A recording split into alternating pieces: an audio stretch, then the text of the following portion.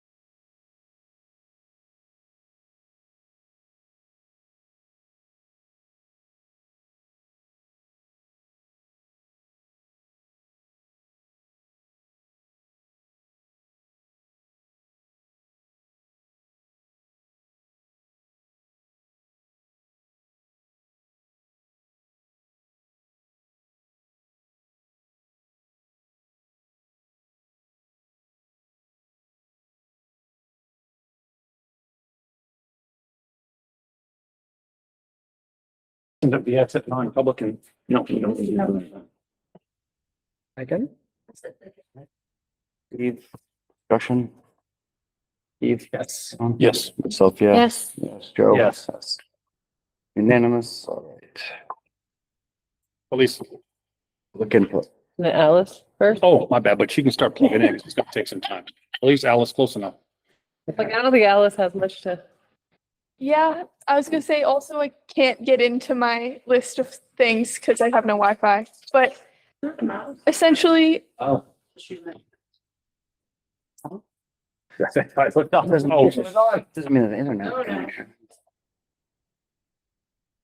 We can circle Nothing? back. So, Finals, how'd they go? yeah, finals went well, and now we're just kind of focusing on fall sports, right? No, yes, Yep. fall sports. Did you hear about the football team? Yes, we Oh. actually have a football team. Get you through this, Alice. We have a football team and enough players. it for. Well, we have enough players.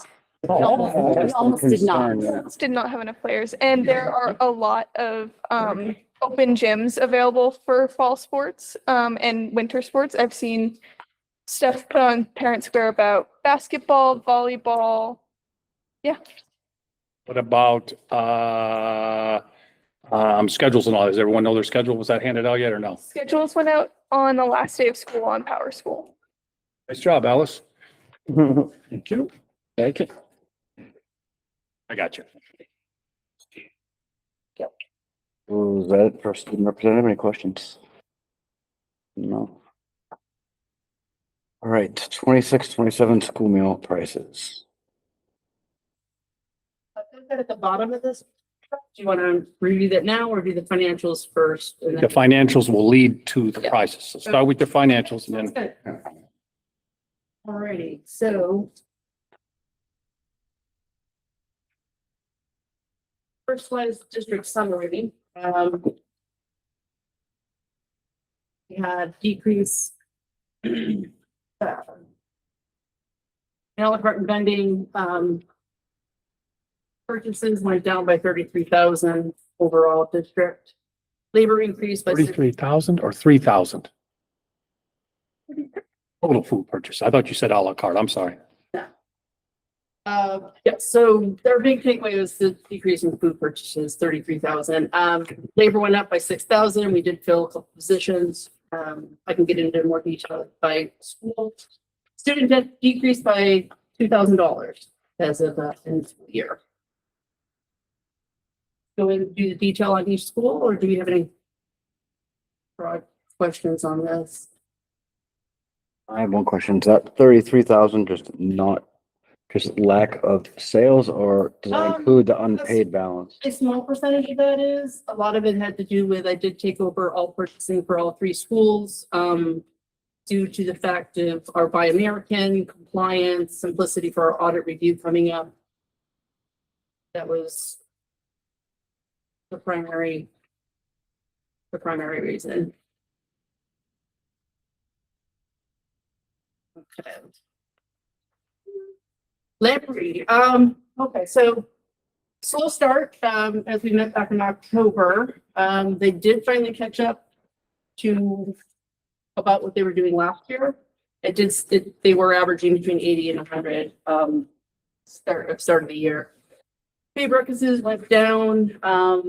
We do have a whole reimbursement slide coming up, so I'll give you more detail on that. This strictly is detailing out what the paid revenue and percentages are. So we had decrease there. Food purchases went down at Lamprey as well as most of the district. Debt was down and, yes, debt was down. $3,000. I think we had an increase in food. We had an increase in free and reduced. I think Amy did a great job of sending out letters as well as we made sure to increase that elevated sense of collection. And we did reach out to a lot of families that were in debt and did call, get them in applications and so forth. So, labor went up a little bit. That's primarily due to, we had Linda Burke that was splitting between middle school and elementary school prior year. So, and we were eventually fully staffed at that school. As of, I believe, November, December. Any questions on this slide?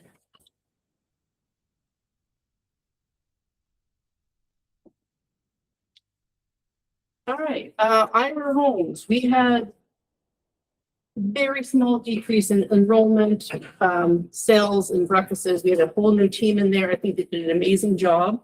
They really were hustling with a la carte, and that increased by 7,000. That was very, very nice to see. Total food purchases were down a bit. That's a big school, big lunches to do, big breakfasts. That increased by $900. So that's overall where we were on that. Labor increase again due to the Lindenberg sharing between both schools. We were staffed over there, so that did increase a bit in guidelines of the CDA.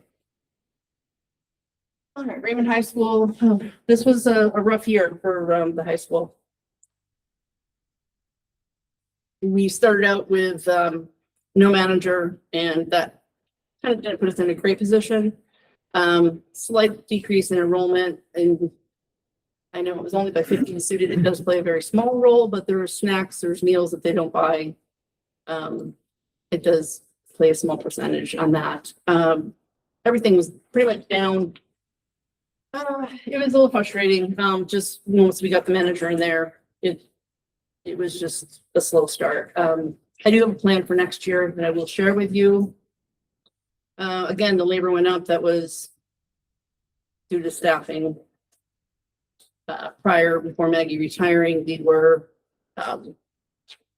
running one person short. So there was a good portion of the year that we were fully staffed over there. Any questions on Raymond High School? We can come back to anything you'd like. I've got more stuff to share with you all. Just all right, here we go. Reimbursement. This is a positive.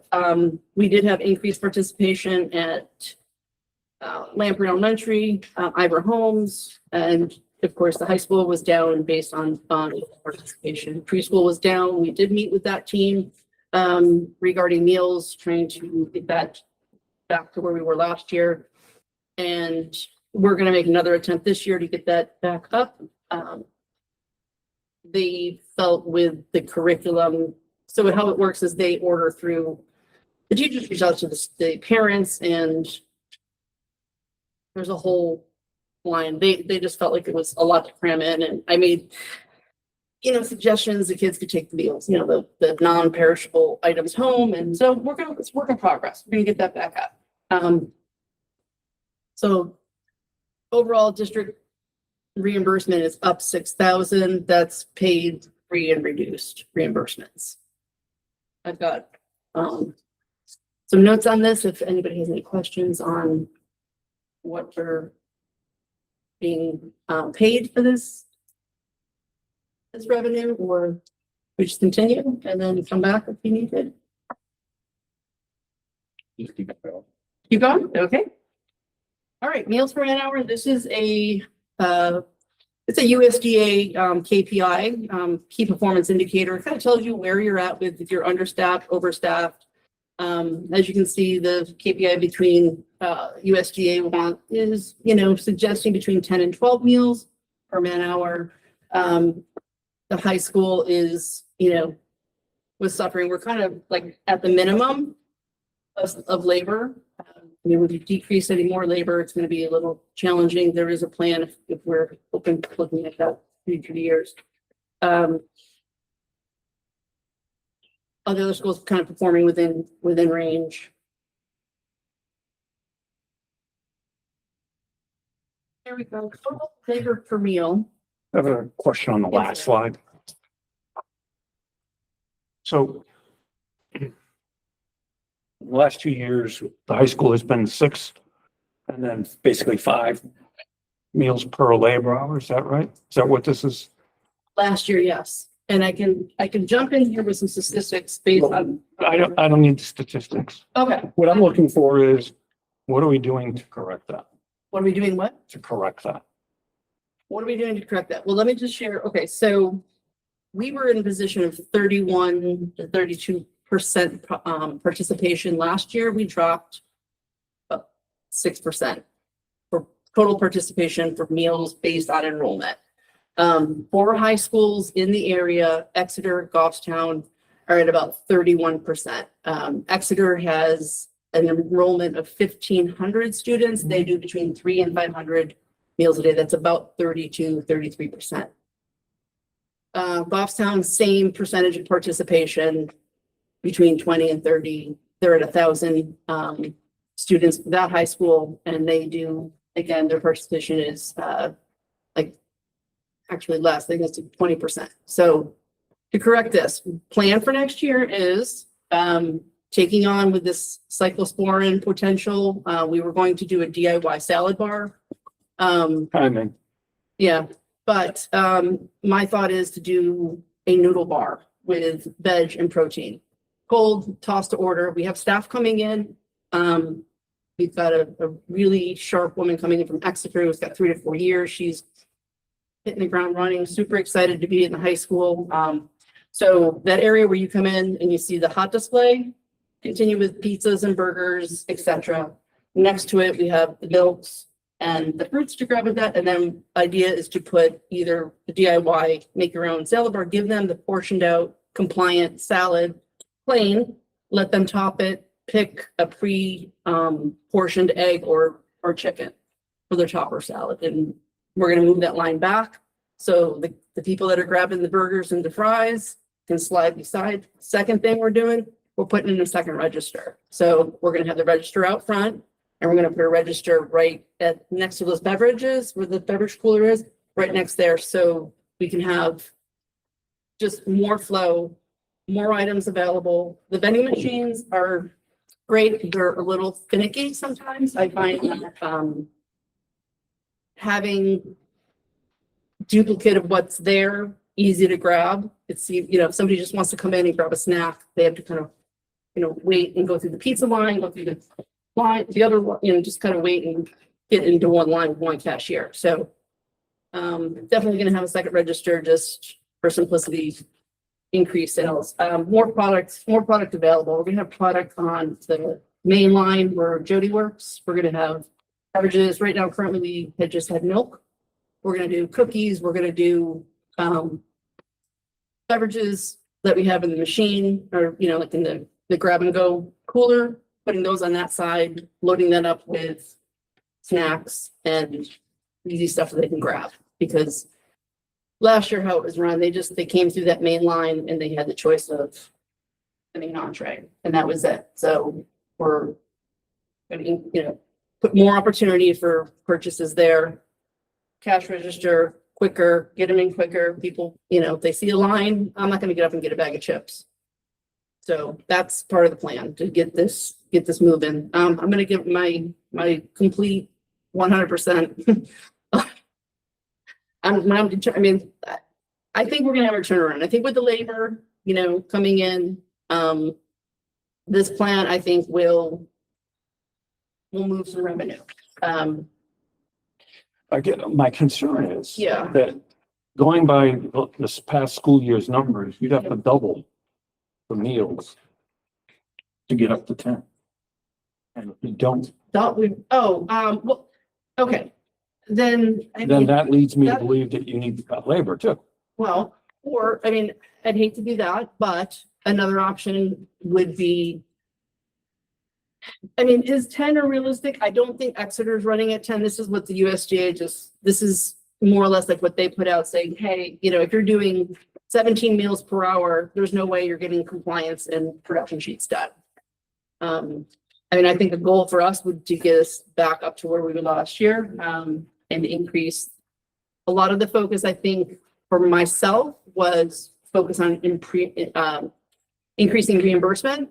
I think continue to move reimbursement, but also on a la carte and just revenue, just snacks, cookies, healthy snacks, smoothies, having that 2 refrigerators they just packed with having both options on either side. Having the vending machine be there is an option, but I think this will, it's my best shot. What do other schools look like in terms of the numbers? Like, is the high school, are high schools typically well, lower than so- other schools? Is this Okay, like so normal? to give that idea, Exeter, who we're taking, one of their, not taking, but she's coming over to us. She worked primarily at the high school. She said they would, their enrollment's 1,500. She said they had 7 people in the kitchen and they're at 30%. So their KPI for this is, I'm sure, much lower. I mean, I can figure it out, but I don't know what their man hours are, but that is, realistic. I don't know if we're on target with the high school, or excuse me, we're on target with the middle school and elementary. Those are very standard participation rates. And, the high school is tough.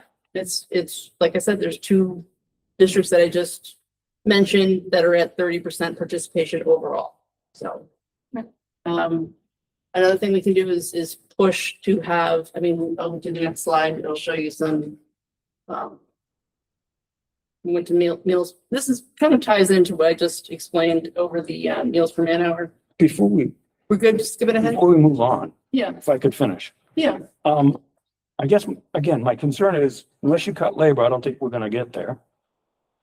And because all the other things you mentioned, we'll hopefully see an increase, but we're gonna double our output.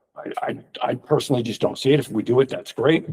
But if we don't look at the labor side, which is how much percent of the costs that you have in the food service bucket, right? I mean, that's a significant portion. Yeah, that's coming up on the other slide. I just think that, we also, when we look at other districts, we should be looking at districts that are more similarly sized as we are, and the economic situation of each town. Because if you look at Exeter, Sure. they are much more affluent, Mhm. those, in that district than Ryman is. Goffstown, I don't know. I think they're a little less than that. Yeah. They're less than Exeter. I don't know if they're in our range, but I think it would behoove us to look at districts that are more like-sized and Mhm. I can economic, claim. because again, it goes back to what can we as a community afford to do? Right, I agree. There is always the option, making kind of like a centralized, we're doing very similar menu on the main line as we do with the middle school. So they're cooking for $2.50 over there. We're cooking for 50 to 70 on that main buffet line. Grab and goes another 40. So if we somehow got creative there, that could be a savings where we didn't have to cut people, but, reconfigure staffing and assignments, responsibilities. Possibility. Because this is really a volume statistic, right? How many meals are you putting out per person hour? Right? That's what, Correct. right. So it's not about, cost drives the volume, but the cost won't matter if the volume, it's about volume to staffing. So I think Yeah. your idea of repurposing some folks to other positions, or, we don't want to cut anybody if we don't have to, but if, to John's point, if the average, if the goal for that is 10 meals per person hour or per man hour, then we just have to look at Mhm. how we're handling that volume, because we don't want 2 or 3 people on a line that's primarily self-service. I'm not saying that you do, but you know what I mean? We might be able to slide some folks. through. Right. Yes, I have thought a lot about this, and there is the basic functionality of operating a kitchen, whether you have, it's kind of like a country club. Just look at it, you may have 10 members come in for lunch, you may have 50, but you staff for 50. And there's functionalities that take place even for 3 people that, there's cooler temps, there's a little bit of stuff that they have to do other than just, pump out meals. But I would put together another plan, if things fall flat again. But I think it's worth a try on what I'm proposing for increase. Would you say then because you make a good point about minimums, right? If you have two bars, a salad bar and a food bar, that you need one person on each to man them.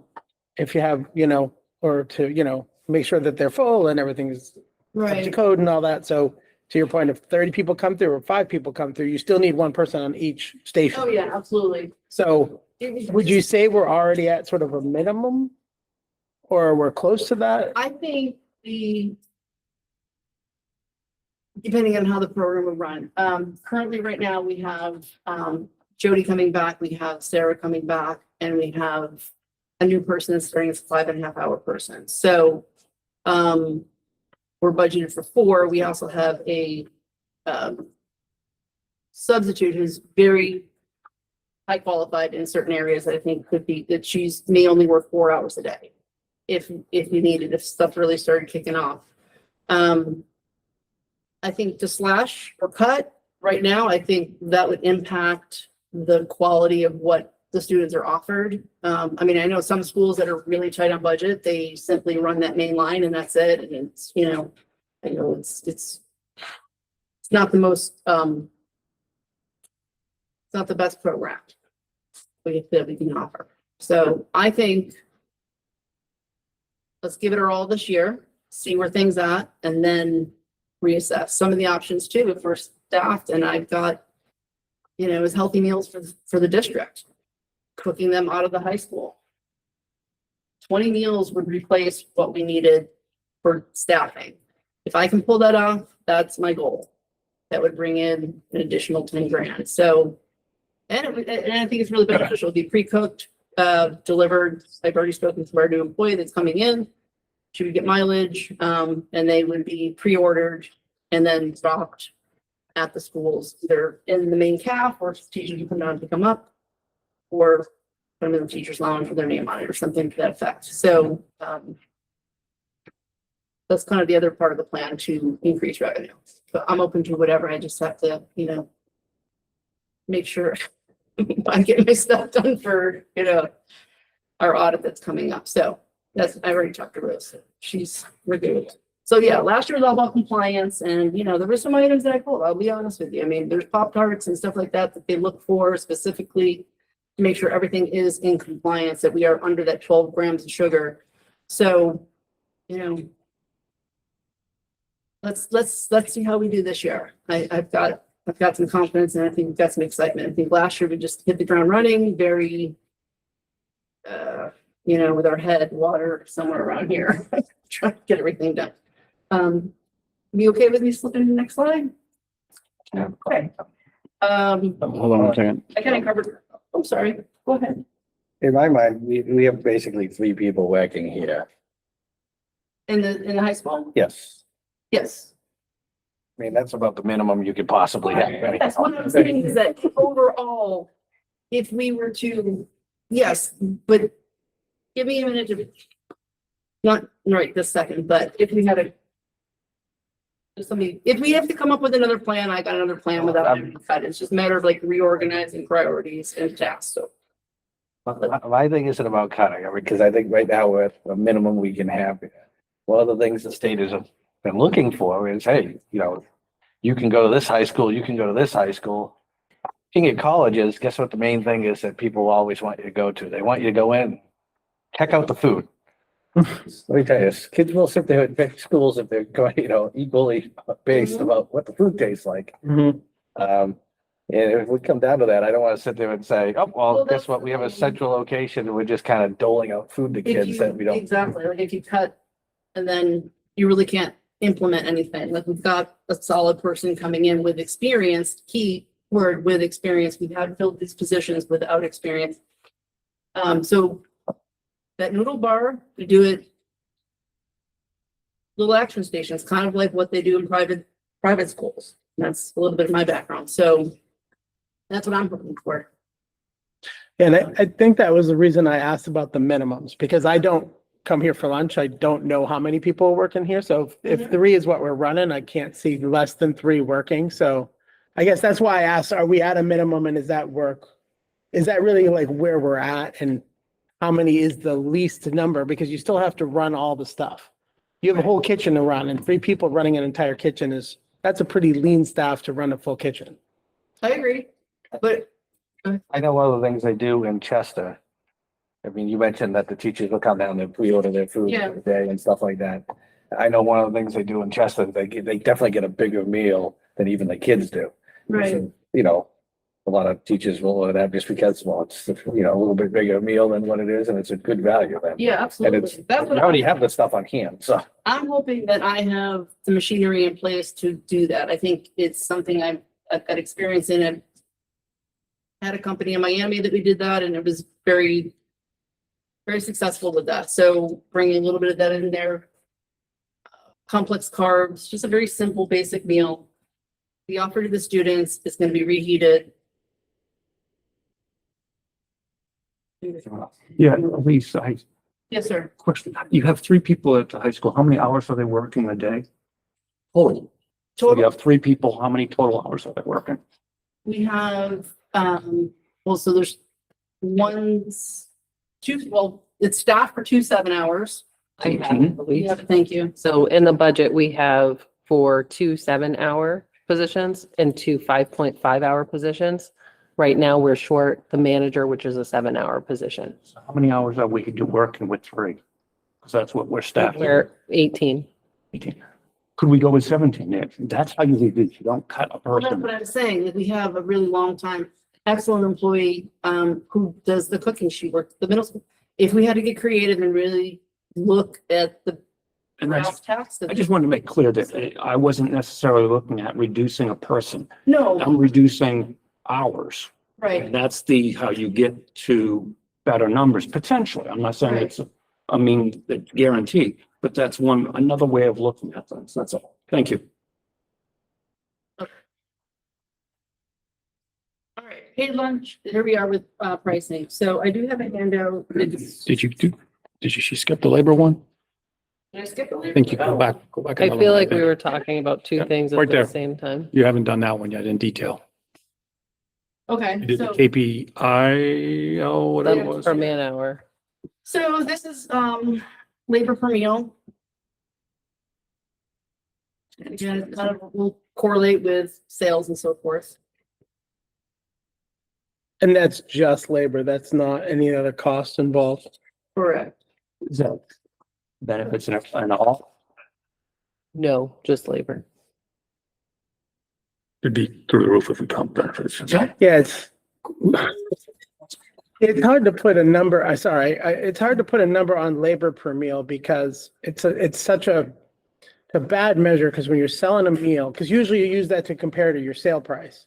Like how much does it cost us to make a meal versus how much we're charging for that meal? And you want to charge more than you're spending, but you can't just count labor because you had to count benefits. You also have to count equipment, you got to account food costs. Like there's a lot more that goes into it than just the raw number of hours the staff works. So this is a decent number, but I don't know what this indicates for us. Mhm. And I'll take the hit on this one, John, because since I've been here, we've talked about it and we've gotten to the point where we know we're in the hole with benefits.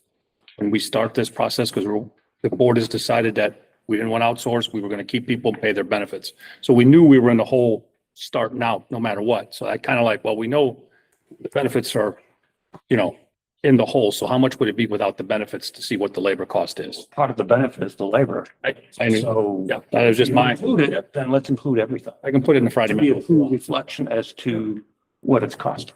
Thank you.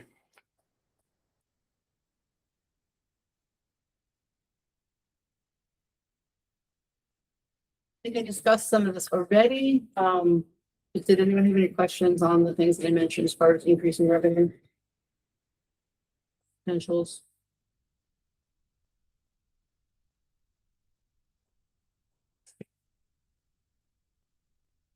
You just skip ahead here. Maybe? No, I think. You're right. we're good. No, I'm just looking. Yeah, we got it all. Didn't cover reimbursement though. Yeah, you did. I didn't, ooh, You yeah, did. he's bad.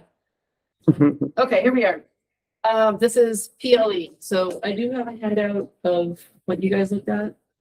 Just go over this. Okay, so, all right. So, PLE has been recommended that we increase 10%. We can take 5%, and that can be covered by the SAU and raise everything across the board 5 cents. So this is what it would look like. So is the PLE, is that just what we're charging for lunch? Is the equity part just what the cost of lunch is? It's this formulation where the state has mandated, they take your claim month for October, they look at what your projected sales would be for the next year based on that October claim, which includes free, reduced, and paid. So, and then they put this into projection if you have if you're in the hole, so to speak. So then it's calculated out, weighted averages, and it tells you where the feds would like you to be. And in other words, increase the prices. So that's kind of how that machinery works. So if I'm hearing you correctly, then the current price at LRES is $3.60. Correct. And so they want us to be at 370? Correct. So they basically want us to go up 10 cents across the board. I believe Elise talked with them and there are options too, to either go up, split the difference between the school district and the parent. So we would only increase for the parents 5 cents and then the district would basically take up the rest of it. I kind of look at it as kind of like, we're already paying the difference. You know what I mean? We're already taking a loss. So Yeah, I just wanted to make sure I was understanding the way this laid out. And what is PK? preschool. Oh, pre-K, sorry.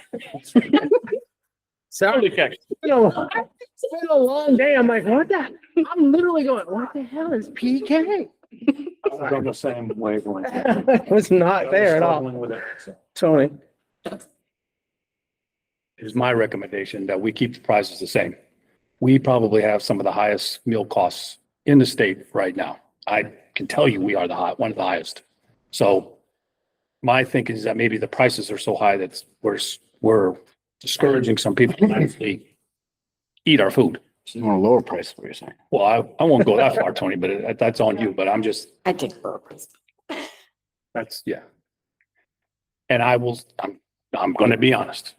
It's because of the benefits that drives that PLE, our benefits. I feel like we've been so far behind the 8 ball on this number since I started on the board. Like, I don't think a nickel's gonna help us. Right? I don't think raising the price of nickel is gonna do anything appreciable for us, agree. but it's going to appreciably hurt the people who are trying to buy lunches. So people are gonna see an increased price that will probably drive down participation even more. Even if it's just out of like, screw that, I'm not paying anymore. But the couple $1,000s a year that we might make off a nickel a meal isn't gonna be worth it. You might lose You 10. might lose more money than you make. That's 50. How much are we estimating that the taxpayers are gonna have subsidize the food program? About 140? I haven't finalized the numbers yet, but that was my last report. So if that nickel, we raised it, we would have to raise less money to subsidize. Is that fair to say, taxes? I'm torn, John, because I feel like we do keep increasing the prices every year. And yet our sales decrease every year. I don't know. Does anybody? For know me, I don't know if there's a- That's the cause. Hmm? Do we know that's the cause, or are we speculating? That's That's a what I'm pretty saying. I solid don't know. correlation. Every year we go, correlation does not imply causation. I'll be the first to say it. Right. But when every year our prices go up and our sales go down, it's a pretty strong correlation that the cause very well could be the increased price is causing the lower participation. And I'm What did sorry, we increase last year? Went up nickel, I think, or dime. nickel or a dime. What was it? Do you know off the top of your head? What? What do we increase last year? It was a dime at the high school. Like 25 cents the year before or something like that. Yeah, last couple of years we've been going up. Joe? We can't always sit here and say, we're one of the poorest towns in the county and then sit there and have one of the highest meal prices in the entire state. And complain we're one of the poorest towns in the county. If we sit there and say, we can sit there and, keep increasing meal prices on you know, students that are suffering the same, you know, financial strains that the rest of the town's facing.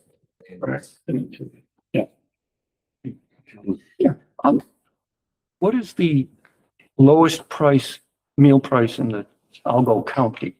County, oh, boy. I think we only have them by school.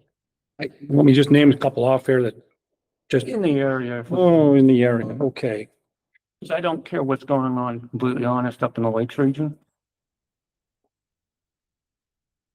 Tapping, elementary, 350, high school, 350, middle, 350. Newmarket, What's the rest of you number? Someone give me their Oh, give me a second. alphabet, they're not you know, alphabet. Newmarket. Sanborn, 325, 375 at the high school, 350 at the middle, 31, Newmarket's 31.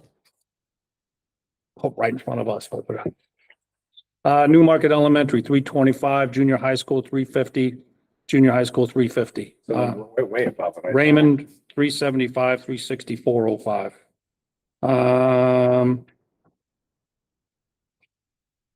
Farmington, Barrington, you know, I'm thinking 74. an economic situation. Barrington, 320, 335, 335, 335. Who else? did you- Farmington is 61.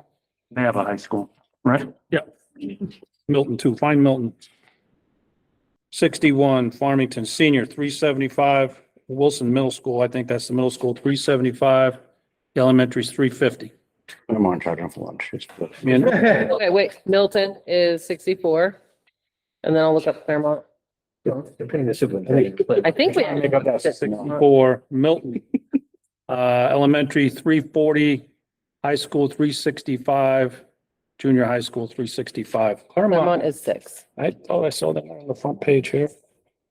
Claremont, I don't, Bluff, I don't know, I think 0. They haven't raised their prices in a million years. Sorry, I know that for sure. Say, She said they haven't raised in years. Claremont Middle, 350. Hold on, I'm sorry. Claremont Elementary, 350. Maple Avenue, I think that's an elementary, 350. Stevens High School, 375. And actually, they were at 2, 2, and 225. Oh, that's the breakfast, sorry. Breakfast. Ignore that. That was the lunch cost.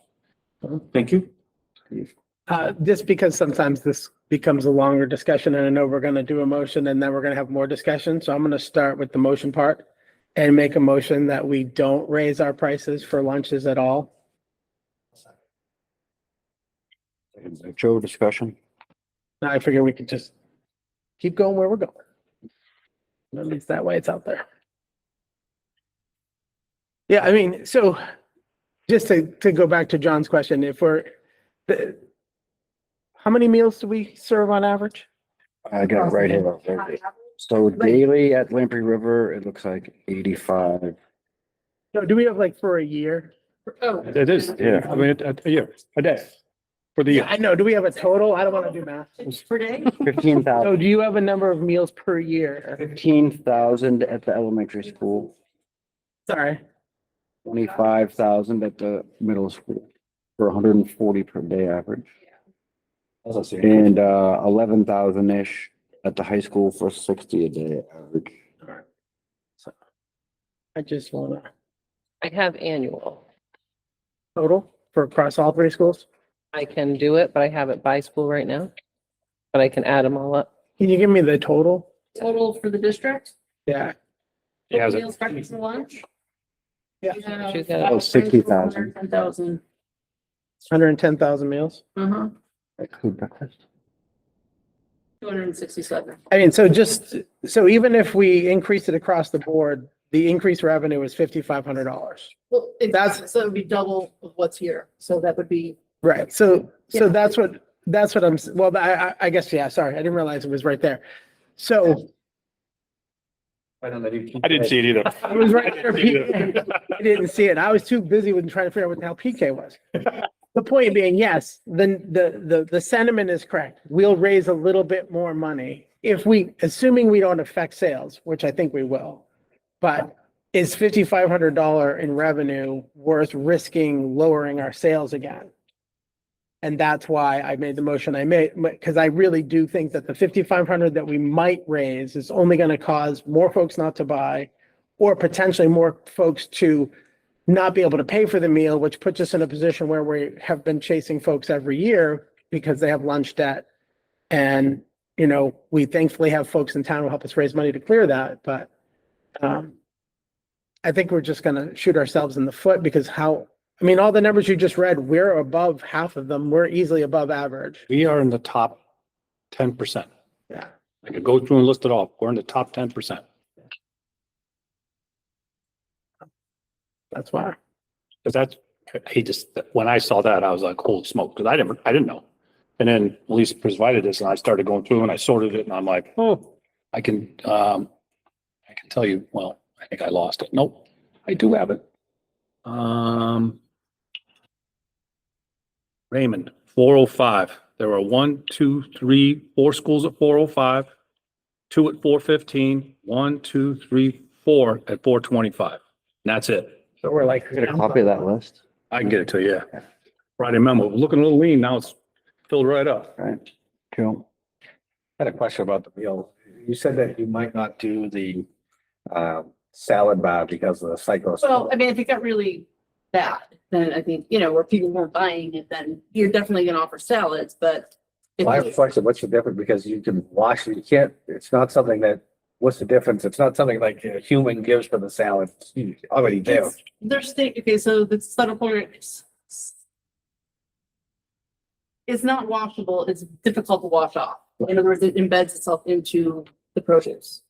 So, noodle bar, cold, quick, vegetables can be blanched, would really, you know, alleviate any of that potential. I'm thinking just maybe something very significant. It already is. I mean, it's kind of creeping in. No, but you mentioned still having salads. Yes, but I don't think they may not, if this turns into a quote unquote mild epidemic, I don't know how many salads we're gonna sell. So doing a DIY salad bar may not be. Okay, that's it. Yeah. We were going back to Pop-Tarts. So, We have to. we've got whole grain and common. Give them a little action station, mix, and then throw in some. You I didn't know know, where you were going. frozen broccoli that's blanched. Oh, we're still That'll- selling it. I'm like, if we're still selling it, why are we not still Yeah. having the same thing? Yeah, so, I mean, let's just see where we're at in, you know, a few more weeks, so. So we have a motion to keep meal prices the same. Any other discussion? All those in favor? Aye. Opposed? Right, Thank you. thank you very much. Principals, the year-end reports. Didn't pay attention to notes, slow. I didn't pay attention to my notes, so. Sorry, guys, get excited about stuff. Wait, what are we doing first? Middle school? It's good to get excited about. So which school? We're gonna do Pete first. And I'm gonna go second. Okay. He's gonna go third. That way, if you got any questions on already, middle school, can have Amy here to answer. I can. It's a method to my madness. Sorry, Amy.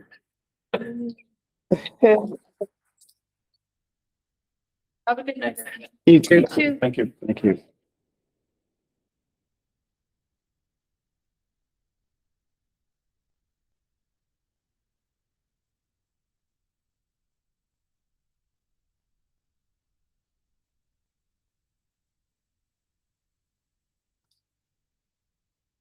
Luann's at a conference too, so that's why she's not here.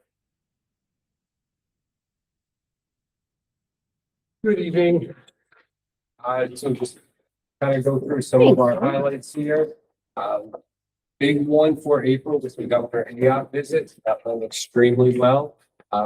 Huge shout out to the students on this one in that auditorium. Alice, you remember her in the gymnasium there? You could have heard a pin drop for most of those presentations. Kids did an outstanding job. All the presentations were great. We did have 6 other students who were asked to participate in a public service announcement that the state was creating on distracted driving and driving safety. to those 6 students, met with a whole separate entourage from the state offices and, you know, set and that's asking these are questions about driving safety. So that was just an outstanding event for us. So that was, you know, really exciting for them. And we're still waiting on the final cut of that PSA that was created. Hopefully we'll have that soon. And when we do, we'll be sure to share that out. Awards, you know, Scholar Athlete Awards ceremonies, outstanding job. These students were recognized for academic excellence and athletic excellence to earn them this recognition. These students were Lucille Donahue, Madeline Donahue, Gianna Gott, Nathan Holt, Sophie Wynn, Dominic Lambert, Dean Kanish Levesque, Claire Michalak, and Theodore Katalski. Great job at our history fair as well. So for the second year in a row, we've been doing this. Miss Burns in the Social Studies Department did a tremendous job putting this on. If you were able to make it there this year, again, ton of fun, lots of unique, different projects that were displayed. So great job to all the winners there. May was prom. And that was, you know, very smooth, no major issues at all for prom. We heard no negative feedback from students, parents, anyone like that. The site was beautiful and, you know, had a real good night there. Mr. Ramsey's BioTrek team had a pretty decent year. We did have one team move on to the next level. Didn't like to make it past that, but they did a great job and we're very proud of them for the efforts and the work that they did in the BioTrek program. They literally have to have a real life problem, come up with a realistic potential solution for it and discuss all of the tactics that would go into it, from costs to produce it, where they would do it, how they're going to fund it, how they're going to market their product. So again, they did a tremendous job with this one. Operation Cleanup, another huge success this year. I have no idea how long this one's been going on, but this is such a fun event that we do here at the school. Participation is great. Activities were, you know, exciting. We had, I can't even tell you the number of vendors we had here offering stuff to the students, talking about, you know, healthy choices in general. So again, outstanding job by everybody. And thanks to our sponsors, the RCFY, Tuckaway Tavern, the Puritan, National Guard, and then Judge Broderick, who came in and delivered mental health, you know, emotional speech there for our students this year. So great job on that. Senior class trip was great. No major issues at all. They went to New Jersey, New York City, other than rain. So it kind of had to change a few of their plans. They missed the zoo, I believe, and the beach day, and had to kind of switch some things around, but they did a great job with that. And, you know, Miss Polly's class did really well. Empty Bowl fundraiser and celebration of excellence, another major positive for us that we had there, which was outstanding. You know, anytime we get to recognize the students and the efforts that they're putting in and acknowledge them is great. So very happy about that. And then in June, 2 big events there, class night and then graduation, both went off without a hitch. You know, want to wish our graduated seniors well as they're now out the door and moving on to bigger and better things. Acknowledgements. So we want to recognize our quarter three student, sorry. I believe that should be quarter 4, sorry. Quarter 4 recognition awards. Junior Nicola Amovic, senior Theodore Pakowski, junior Sophie Wynn, and sophomore Avery Dean. Sophie is a senior too, or was a senior. Yep, 2 mistakes there. Sorry about that. All right. And then honestly, I want to thank the staff for the efforts this year. We asked a lot of them and they met that challenge. They raised the bar themselves and did a tremendous job. 96.8% of staff reported that this year was better than last and that they're happy with the direction things are moving at the high school. Academic help session. Quarter four, we had 22 students required to attend, 9 did recover their grades during that period of time. So we're still not seeing the full participation that we would like to see, but you know, every little bit we're helping each other out and helping the kids out, you know, we are making some progress. Challenges we had quarter four, bathrooms, specifically the girls' one, was a larger issue in quarter four. The boys' bathroom, for the most part, definitely seemed to calm down quite a bit. The girls' bathroom still seem to have a larger number of students hanging out in there, in general. Now, is that typical or is that like a new thing where they're? It's been both. They've been kind of side by side, and then quarter four, the guys just, they would be in there. As soon as you walk in, they'd walk out. No issues. The girls, you know, Miss McCann would walk in or another staff member would walk into the girls' room and there, you know, a little bit of back talk, you know, we're coming. And, you know, the bell would ring and there's still about, 8 girls hanging in there trying to move on. So again, there's the girls' bathroom that became a little bit more problematic. Not a difference. The boys one kind of seemed to go down and the girls one just kind of stayed level, if that makes sense. Student discipline, we can scroll down to quarter four here. Here, it's gonna be able to get it all on one. Very bad formatting up my part this time, I'm sorry. All right, so quarter four referrals, we did see a decrease in the numbers for the quarter, which was good. So we had a total of 383 referrals for the quarter, which was a little more than last year. But as a whole, you know, the numbers for the quarter were lower comparatively. That being said, when we look at the totals, we did have a larger number of referrals this year, a much larger number. So what's good about this is the minor number of referrals. Those are the ones that the teachers deal with themselves. And those are kind of tracking purposes to kind of log what this was being done within the classroom and what they're doing there. So that has gone up a little bit. So we're seeing the teachers doing more and more in the classroom. At the same time, we did have, a lot of majors that would come in for a lot of TPP repairs.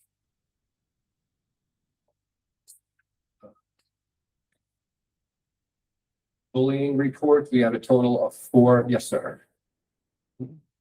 On the discipline numbers in the fourth quarter, I noticed that technology raised its ugly head. Yes. You know,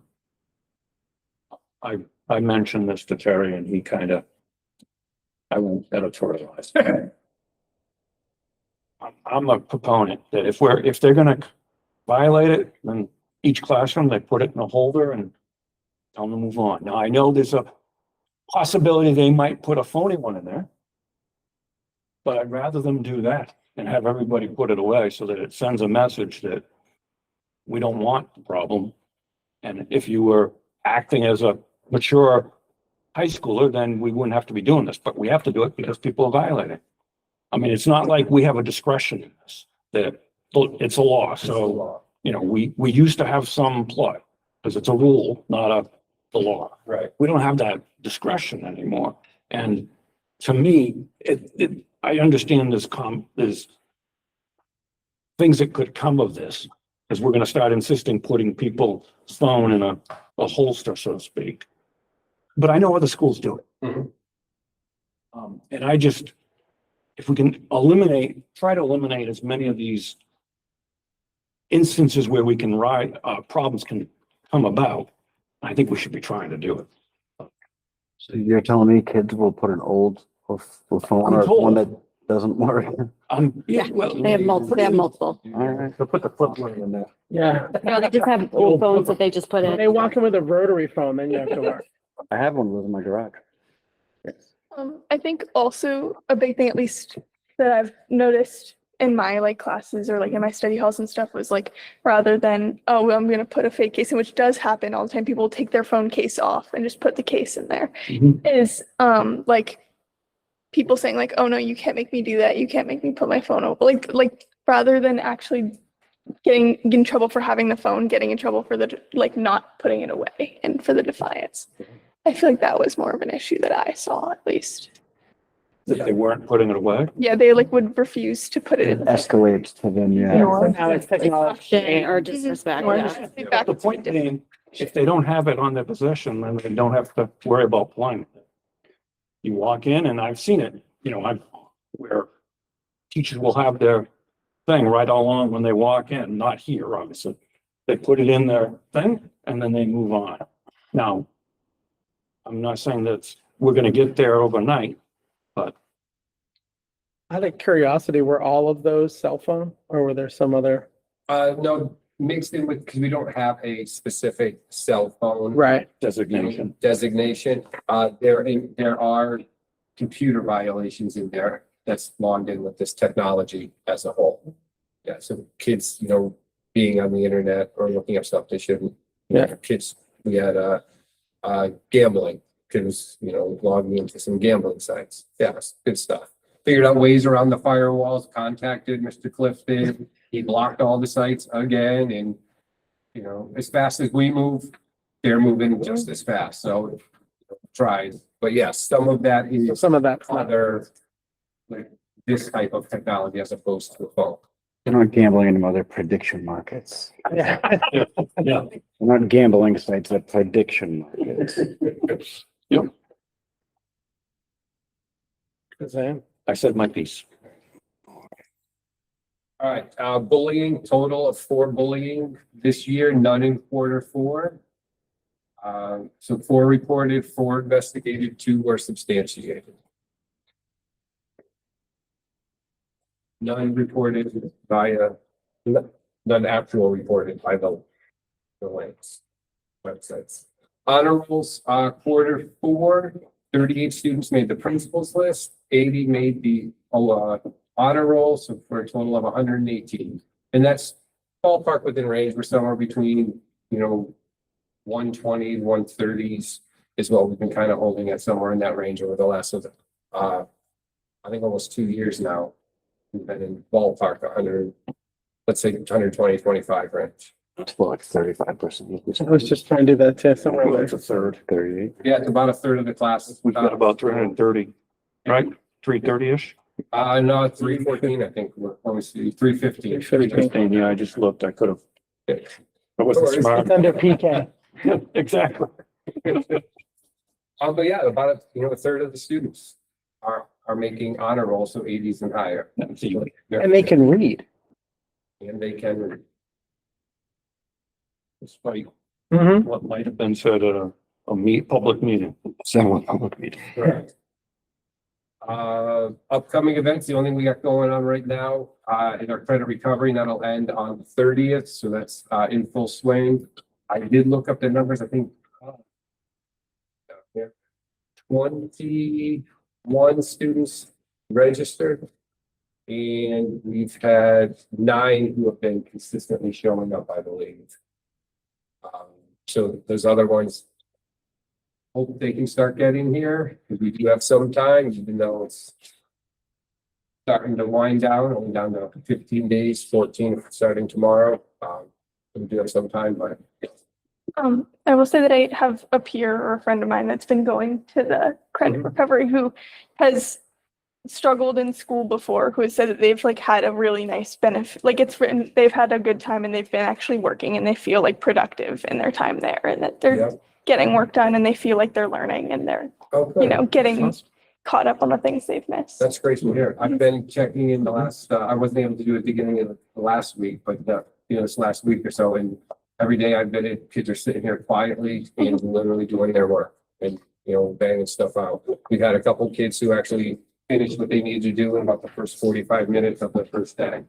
They got all caught up. They just came in and banged it all out. So they're making progress. Again, a little more of them would show who needed that, but all right, total enrollment, we're at 315 right there. We'll get into the academic stuff in a minute. Our attendance data. So Can I ask a question about the enrollment? Is Yes. this going into next year or this is This was the end of last year? So end of as of school ended, so June 15th. So 88 seniors graduated, is that what Yeah. we're saying? Okay. Well, and one of you might have it, but how many do we have in the eighth grade coming up? 77, I believe. We were, I just. Oh, that's one of the small classes, Yeah, right? in our current incoming senior class. 76. 76. You know, you're always a one-upper. You're Very attention to detail, Mr. Dano. I didn't want to, get in trouble. We got, I think there's only like 60 something seniors we were looking at this year. Well, I mean, it should be 74 to Yeah. 77 or That's what's. Is that because of That's what the it should be. going. credits? Yeah, Okay. it's based on the So credit. the 11th grade will go up in So enrollment. The hope is absolutely that as we make some progress here and come, let's say, February, once it cycles through after that first semester, those numbers may jump up again a little bit for the seniors. I know you send out stuff on email, parents and stuff like that.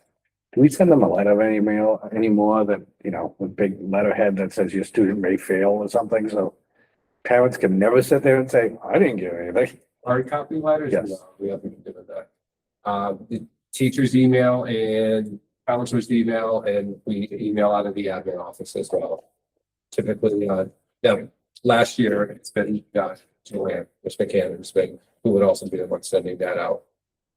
So they're hearing it, communication, direct communication, student specific, at least from 3 different sources or 3 different people, but we don't send a paper letter out. Is that a direct email or is it an email through our, Direct emails. okay. Yep, they become direct emails once we get to that point where it's like, hey, notify. Yeah, those are personalized direct emails. Thank you.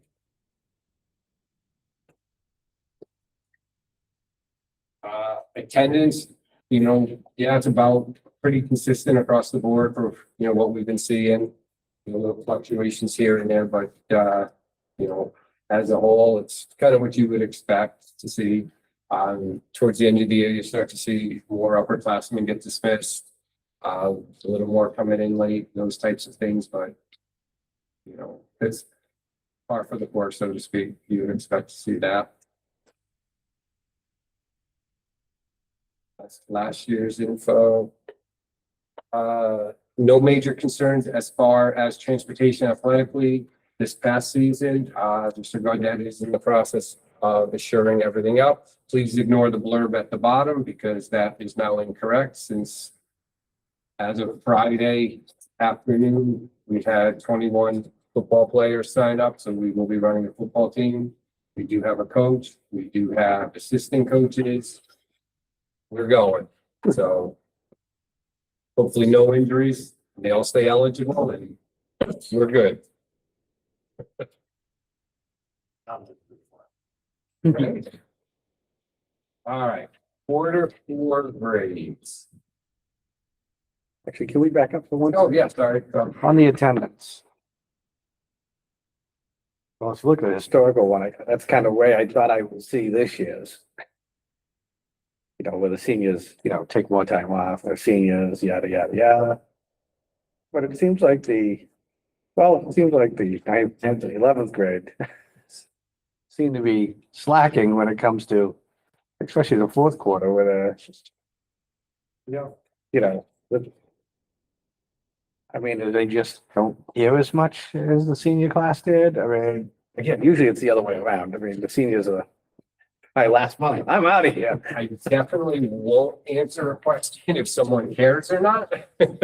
But yeah, I'm not sure, you know, what to say about it. Typically it is the upperclassmen who you're gonna see the higher dismissals, the higher tardies, all of that. Why there's a little bit of swing here. Yeah, I mean, especially when you're, speculate probably 100 different reasons. Yeah, I mean, you're putting a few this year that are not seniors right now. yep. And I'm guessing they might correlate with the people that are not showing up for school. Yes.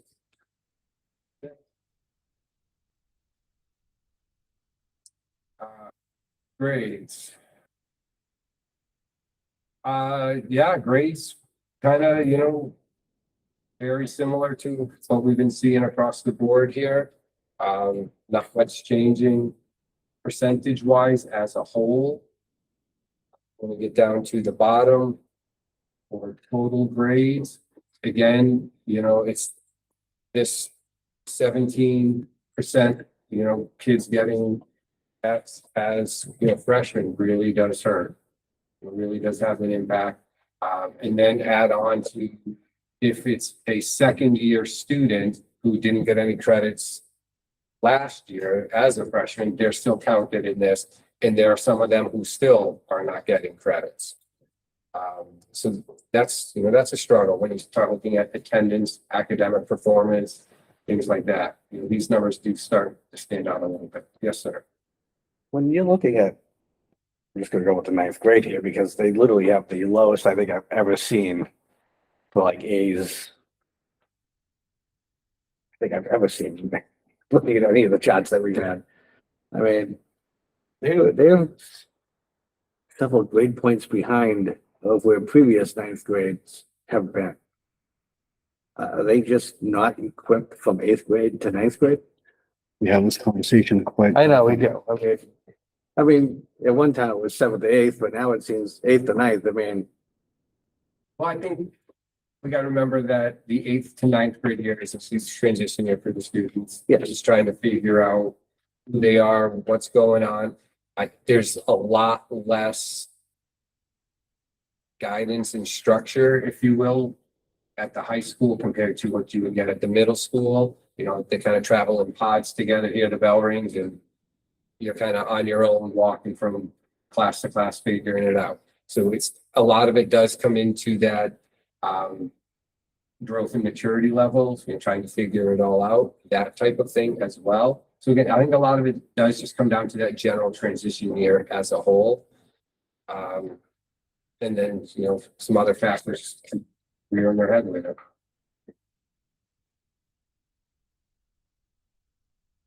The 11th grade. Yep. Math, I'm sorry. English and science. Significant portion failing. Do we know what we can attribute that to? You know what? 18, I mean, almost 19% of them. Yeah, And the others aren't, you look at math and it's like 8.2%. Go figure. yeah, right, who would thought that? I've had some sit-down conversations specifically with the English department head on this and some of the reasons why, and it had turned into a full meeting kind of out of nowhere with the whole department, and they're all came back 100% saying the same thing, is a lot of them aren't doing the work. Just not doing the work. The juniors, Lead them to water. they, as a whole, the junior class was struggling, and that was from the English. I did not address it with the science or, the other part. The English one kind of caught me, so I did go have that conversation. And then, like I said, it turned into a full meeting that we ended up having, and they were 100% on board saying, like, we're doing all this stuff. It's not working, so we change it, try this, and the work's just not getting done. And the thing that caught me was that, it's human. I mean, the maturity level usually Yeah. does a little better job of keeping up with, maybe I should be doing my work, usually. Right. But they're doing it in other They're classes, doing it in other classes, but it's science and English that it's like, a little bit lower. yeah. I know that. Yeah, okay. Hopefully they snap themselves out of it next year. One more year to go. I think too, some of it might have to do with the type of science, like chemistry's hard, like chemistry's really hard. And then you're also So- hitting, to that point, you're also hitting physics. Right, Yeah. so the upper, Yes, right, but how many kids are taking chemistry a year? Not that much. well, I mean, a lot of them, most of them do. It's not required, but I know like at least. Yeah, it's not required. Do you think a kid that doesn't have to take chemistry is gonna take chemistry? They're gonna take astronomy or. But those are hard too. anatomy Those and are hard too. physiology. Well, Electives are also hard. I will say there are also Okay. some electives that you need to take chemistry as a prerequisite, or if you want to go to college, most colleges do look for chemistry. Like, even though it's not required in a sense here, if you want to go to the next step. I don't know that the clientele that are looking for college are gonna be failing at 18% or 19% in science and or English. I guess if we could just look at it and to see, especially, I know you've talked about it with English. Yeah. What are we thinking in science? Again, it's just, hopefully it's not a reflection of what's gonna happen next year. But again, when you look at, math, again, 8.2% of them only failed. And yet 32% of them had an A, or 30, almost 33.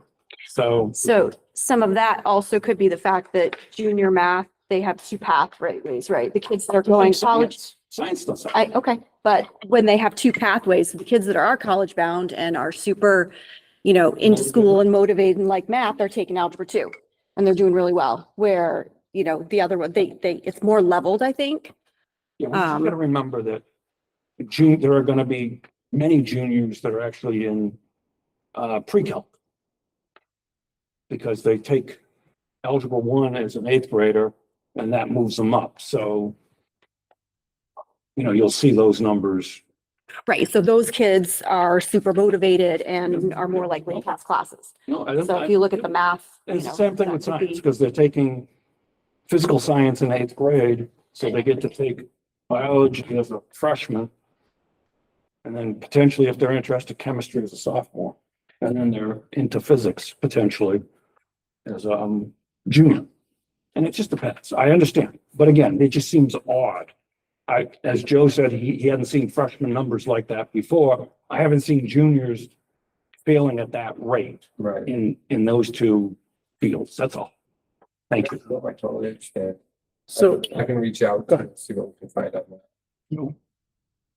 I hope, and we'll talk about it more on the next slide when we talk about SAT scores. I think we've had a large transition, especially where AI is starting to come into place, where everybody thinks they're gonna be a plumber, an electrician, or building a house, where, 4 years ago, 5 years ago, I couldn't call up and get an electrician.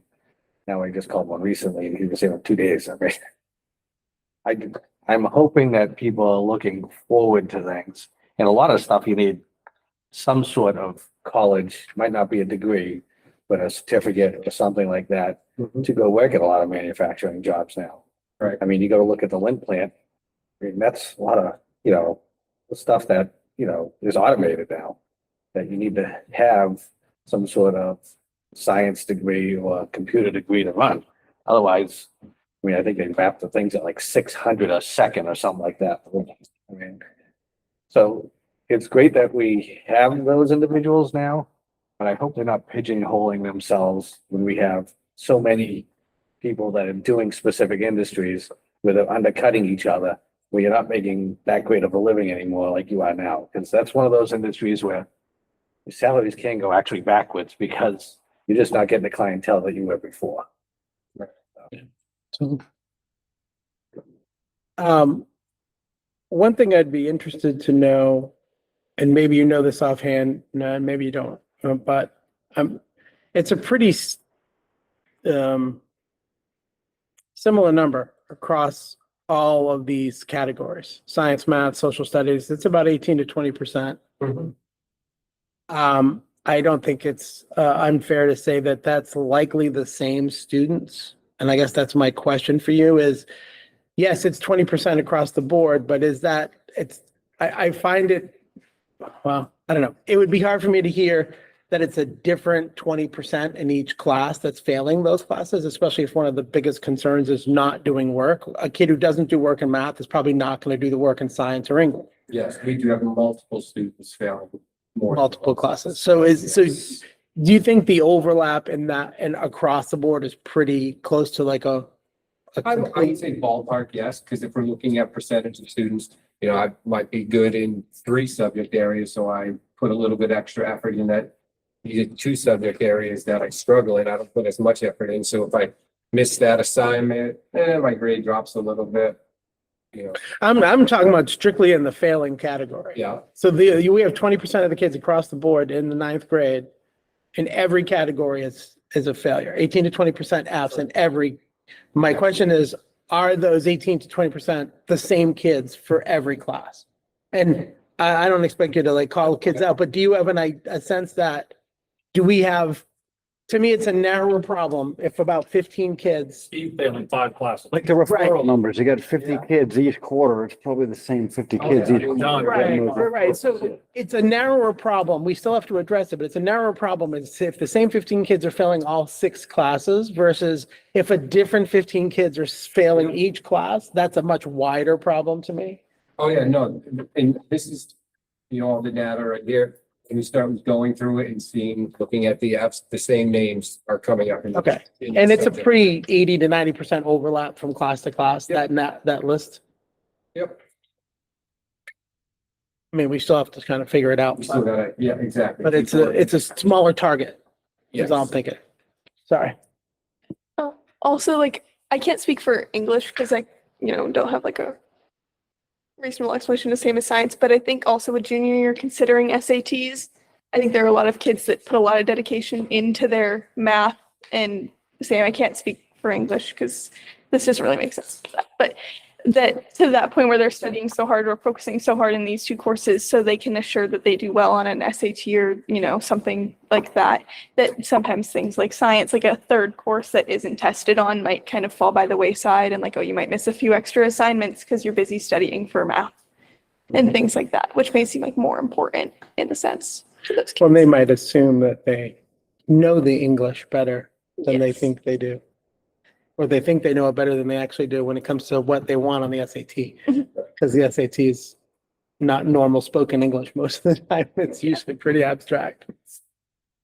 I think Alice can attest to this because she's Jasmine's class. I think coming into high school, they were one of the more rambunctious classes. Yes. That, going into the high school. And you definitely had a section of kids that would really work hard. And then you had the other side that really would work hard. And that was one of the classes you definitely had, a good 30% here and a 30% over that side. Historically, just transition right through.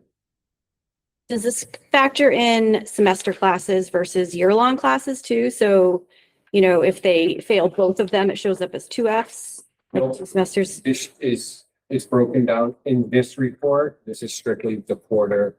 Okay. Quarter grade as a whole. Okay.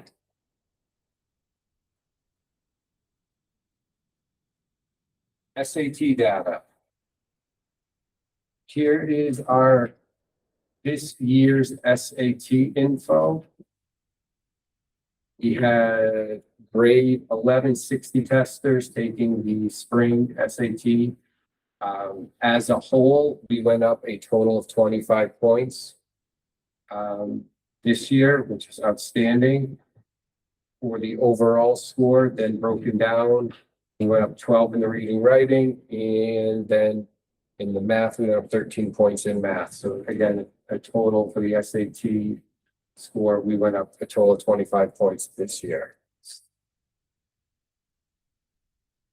Look at this one here, the essay.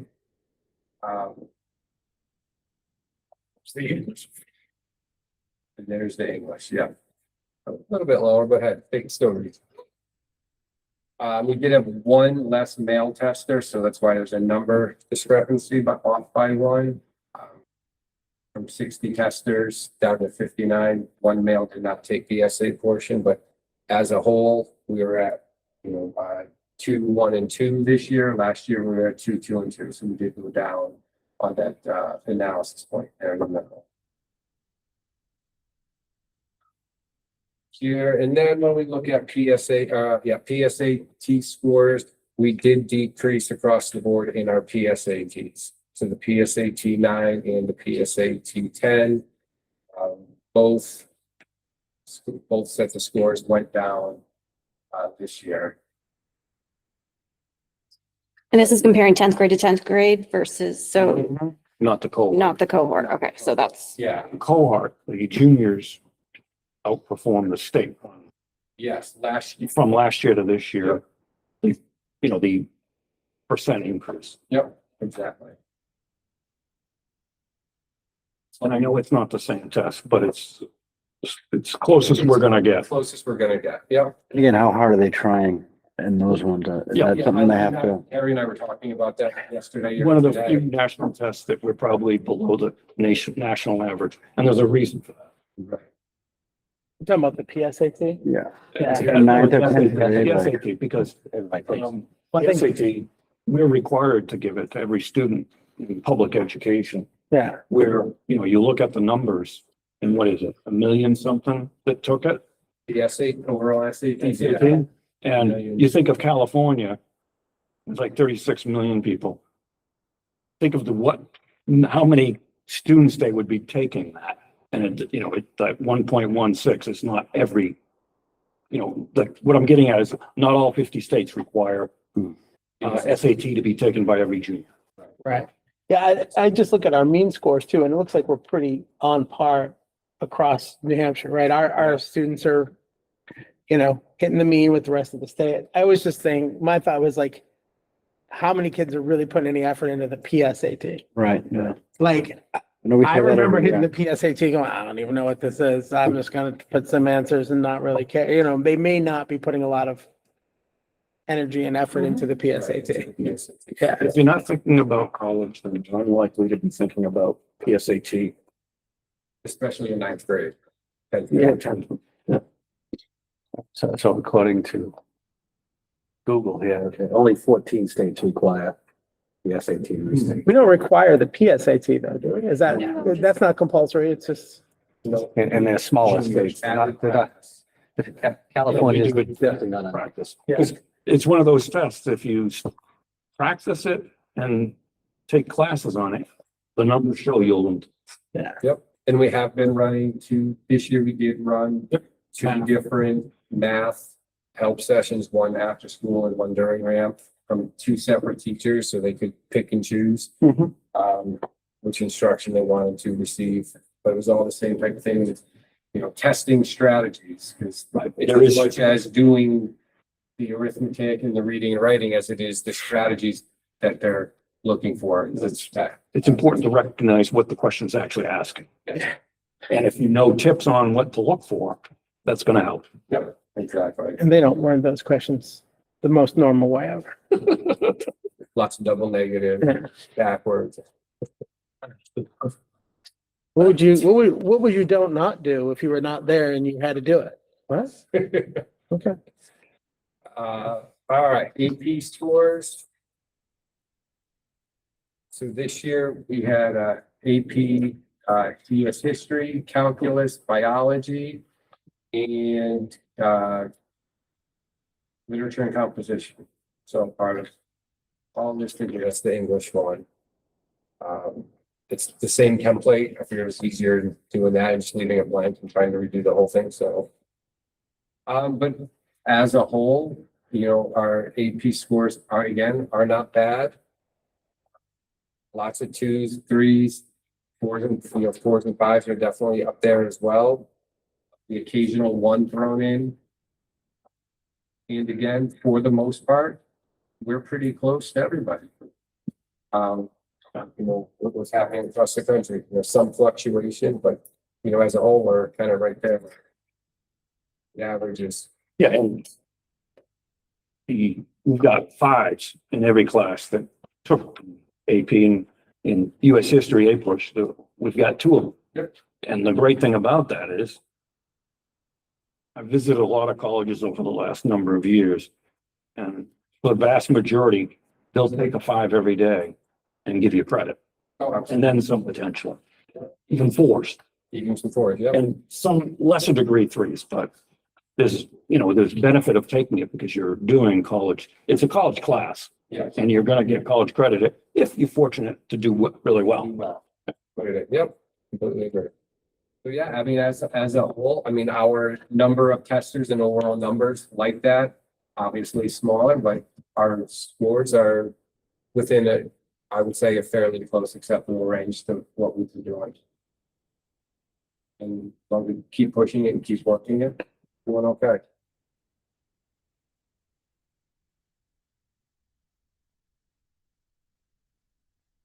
Any other questions? Thank you. Thanks, Pete. Thank you.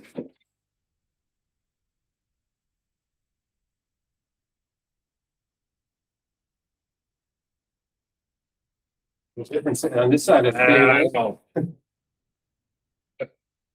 Guys ready to roast him a little? Oh, God.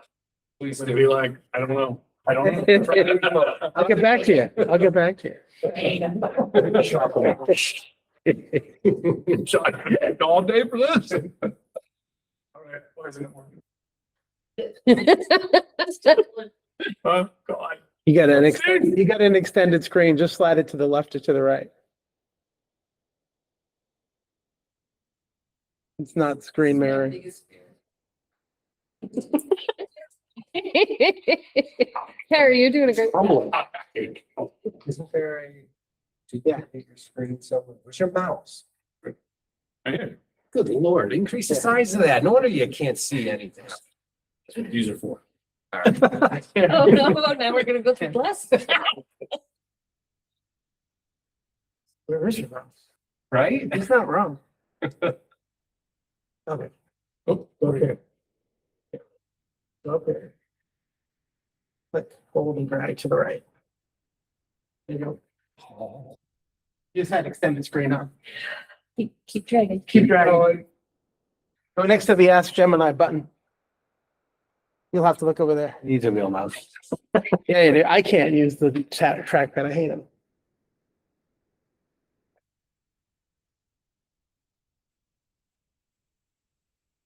Want my mouse for a minute, Terry? He's almost got it. He's almost got it. Now, if you just maximize it, you should be fine because you're on that screen.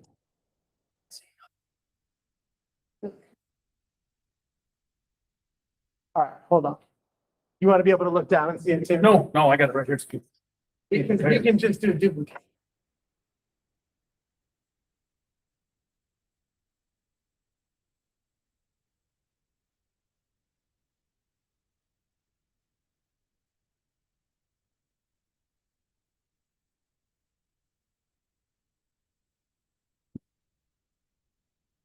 Not having Terry substitute in the computer class. No. Yeah. Okay. Okay, but where is Now it? you Now we can see your work schedule, yeah. Well, now you just have to go back to here. Like he's got a lot of free time.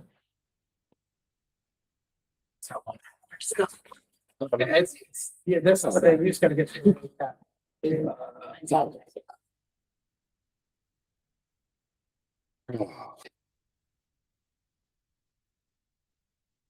All right, here we go. A few highlights from the middle school. In April, the fifth grade took their trip to the outdoor classroom. May, another big field trip for the eighth grade. They went to Washington DC. I think they actually came here. Some of the kids presented to you. The fourth grade took a field trip to the New Hampshire State House. In June, we had the spring chorus and band concert. Mr. Waldron didn't mention this, but also we had the monster concert. Again, standing room only. I know I mentioned that. Awesome trip. We had the New Hampshire National Junior Honor Society induction ceremony in June. And one of the big, I think, culminating activities for our graduating class and also for the seniors, we have the RHS Senior Walk. Kids come back and walk the halls here. And I know they walk the halls at the elementary school. And then the eighth grade celebration ceremony, fantastic job. And the eighth grade semi-formal dance, which is always good when I don't get a phone call, so it went off very well. Huge acknowledgement. Again, I can say this too. I want to thank the parent core group. Continuing to be a consistent, dedicated group that is always looking to support the students and teachers at the middle school. Raymond Coalition Youth for their partnership in empowering our youth to live a healthy life. And a huge shout out to the parents who helped chaperone the end of year field trips and field days. Raymond and the middle school are extremely lucky to have these partners in our community to help support us. Staffing. For the end of the year, we hired a seventh grade reading teacher. We hired a new administrative assistant, paraprofessional, and just recently I can say that Joanne, we have hired the only open position right now is health teacher. They just recently hired a Title I math tutor. We had 0 applicants for math. Title I, there's Title I math teacher. They actually have to be certified. You can find a certified teacher. Most likely, they're not going to be doing Title I for $40 an hour. So we changed it to a math tutor, and actually this individual, Ms. Dumas, is actually real close to getting her teaching degree. I think once she's done her student teaching, which we can incorporate while she's tutoring, she'll be a certified teacher. And we also, Ms. Conley is moving over from the elementary school to the middle school to be the librarian. Summer programming, ESY is always here. Title I, competency recovery, science scholars, and the summer rec program. Let's get down here to the discipline. We can see trimester 1, trimester 2, trimester 3. Once again, a large number of kids, 331 minors, 661 majors for a total of 992. That was 185 students. 55 of them had ISS, 32 students for 63 days, and 31 out of school suspensions, 22 students for a total of 82 days. So that's definitely an uptick in the last trimester. Year-end data. For a total, there was 881 minors, 1,686 majors for a total of 2,507 referrals. I call them fractions, but 2,507.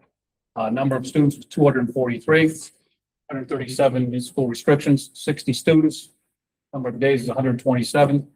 Out of school suspensions is 81, 48 students for a total of 160.5. Comparison in years past. You look at 24-25, the increase in minors was up 27%. Majors actually dropped 13% for a total referrals of a drop of 3.39%. Number of students went up 15%. In-school restrictions went up 22%. Number of students was 20%. Number of days, 23%. Out-of-school suspensions dropped 10%. Number of students, however, increased to 26%. The number of days dropped 5. So the pool got bigger, Steve. Instead of just a few kids, it was a few more. Honor roll. Let's see, there's 29 kids were on honor roll. High honors 9, total of 38. 27 kids in the honor roll, 21 for high honor rolls, 48 for the 7th grade. And 8th grade had 17 kids for honor, 17 high honors for a total of 34. So overall, 73 kids had made honors. 37 made high honor for a total of 120, about 25%. And in our enrollment numbers, total of 420. Bullying, 2 reports, 12 for the year. 2 were investigated, 10 were investigated, substantiated 1 in trimester 3, and 3 for the year. 0 cyber. Let's see, upcoming events. That's that. Any questions? Spring data. Doing great, doing great. Let's tell when the technology works, I can go. All right. So fall data, see down there in the bottom, we had 17 at grade level, 18 approaching, 17 to 30, 18 to 20. This number here to me is, I will be honest with you, somewhat concerning because I don't feel that that was a significant drop there. Students are 2 or more grade levels below, 3 or more grade levels below, so that's concerning.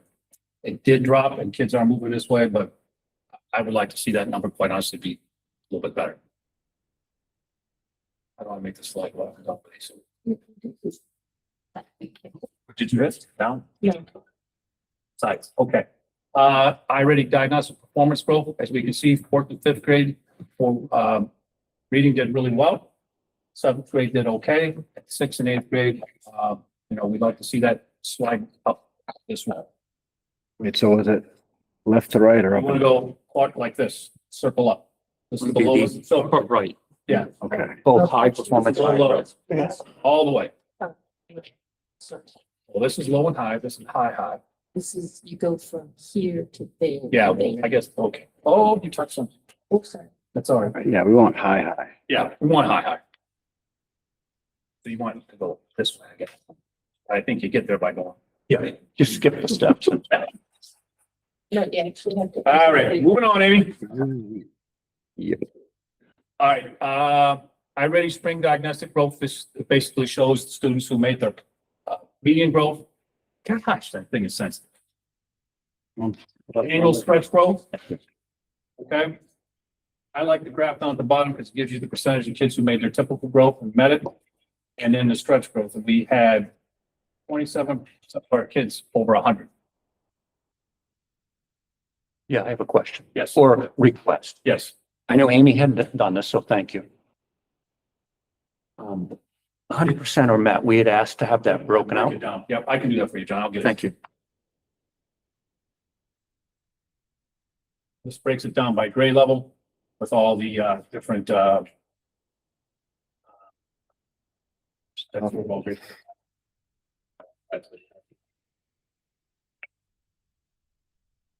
And this is the cohort.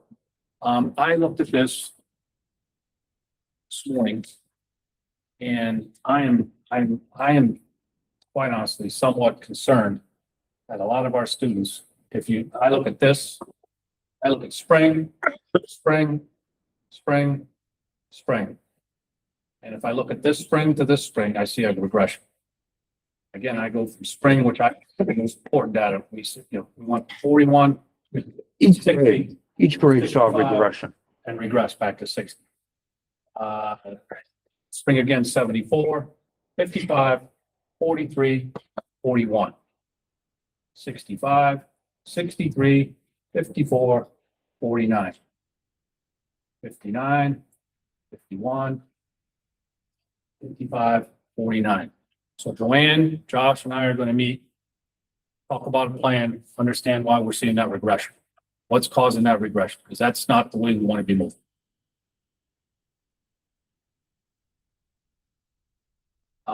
Math, again, nice growth, 10 to 26, 20 to 26. 17 to 12, I'd still like to see this number grow. It did shrink, but I would just, I'm just being real. That number needs to be a little bit smaller. Same thing, math wise, 7th, 8th, and 5th grade did a nice job. 4th grade's right on the line. 6th grade, they're in that low performance, low growth line. Stretch growth, John, I'll get that for you. Thank you. Overall growth. And again, this is the big one I look at. 51, 57, 60, 55, 67, 74, 68, 65, 49, 50, 48, 35, 69, 71, 60, 59, 69, 52, 56, and 49. It's kind of weird. There wasn't the regression in math that we saw in reading in ELA, but there's still a regression. It's not going the way we want it to go. I do have a question, and I can ask you, but I think it's going to be more of an Amy question. I hope she's paying attention. And it's more of a, not necessarily having to know what 7th and 8th grade are doing, but Yeah. if we look at, on the slide 9 for math, That one? That one? Mine aren't numbered, John. I'm sorry. no, that's fine. I'm cheating on the left side. It's, the one before that. No, I'm sorry, you were at the right one. I'm looking at, That one? Yeah. One, no, is that the one? That one? thank you. I will touch it. I see that, 100% of the 7th and 8th graders in math have made their, I'm going to use the right word, progress at the top, typical growth, 8th and 7th graders? 7th and 8th graders, yeah. No, 55% of the class made 111% of their growth. That's right, you did explain that. Yep. That's where I got, I was looking at it. Okay. Yep, made So- 108%. Thank you. I would have never figured that out. Yeah. Yeah, no, I forgot that you mentioned it before. It seems opposite. I know. I know. And what I mean by that is I look at this and I say, okay, 108% made the growth. But no, it's actually 58%, and that 58 did 100 and, but they don't tell us about, well, what about the other 42? You go, because I probably won't. So- The only other thing I would call your attention to is that percent students with improved placement. That means, so if I'm looking at 7th and 8th grading, 8th grade, 47% of the students moved from either yellow to light green or light green to dark green. They moved up a color. So they moved either from the double red to a red to a yellow. I understand. Yep. Can I ask you a question, Amy? I'm sorry. Yeah, go Is ahead. there a way for us to show, since on the two slides that look like kids are going backward. Can, curriculum associates run us a report that shows us the students who go the opposite way? Lose a placement or maintain, because I think that's important too, because that helps identify the students who might need to have that extra help and the tier 2 and tier 3 support. So And I understand that, you know, the teachers are seeing the numbers that we aren't. Because it's student specific, right? So that's where the important thing. We're seeing it at a high level and I'm just trying to understand it. And I don't want to see it at the level of the student, obviously. I can't, but A group, not individual, but right. No, I this understand. percentage of students Okay. maintained, or this percentage of students regressed. If it's less than 10, then it's less than 10, we won't, you know, that's what we put, because that's kind of file. Anyway, like the high school, we can get the percentage of absentees. Stuff like that on it.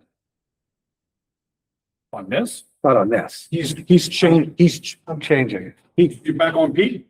no, he's at not the on middle Peter, school. right? What he's looking for, you're looking for students at the middle school absenteeism, right? Oh, Absentees, tardies, and I feel what to do. Did you say high school? Dismissals. Middle, because the high I said high school, the high school did it, but the middle school didn't. he used to do that. I'm not really concerned about the elementary school. I mean, the parents either drive them or they don't. All right, yeah, we can do that. I just gotta remember the next time to do this stuff. Yeah, that's the hard part. Okay. On to that. All right, here's the preliminary SATs, or not SATs, SAS scores. So we had 22 out of 3, 19 as a whole school. Whole school above or proficient. And then for ELA, 37 and 17. So 50, in a nutshell, 54% of our kids are proficient in reading and 41% proficient in math. And I know Amy's gonna do hers, but I'm gonna bring this up too. I'm curious as to why these numbers here aren't correlating or closer to what iReady is, because they're supposed to be pretty comparable. So are the color schemes the same as iReady? Somewhat. Red is bad, yellow's okay, green's good, but blue is really good. Going backwards. Blue and green are proficient. No, yeah, so, It's backwards, Steve. The In sense yellow- that- no, but Yellow's approaching. yellow in iReady is at grade level or approaching grade level, Approaching. but yeah, Green and green with the bar is really good in iReady. Green is, so there's no just green, it's just green with Because that's bars. blue is really good on this one. Mid or above, Yeah, green with the chip. yeah, mid or above, yeah. Blue is up above. So Yeah, and I'm just- approaching grade level, how far behind It grade? doesn't do that. The SAS It doesn't do that. doesn't tell us that, okay. And they also are backwards from what we are used to seeing with iReady. Yeah, I don't know why. Thank God they use the same color scheme and reversed everything.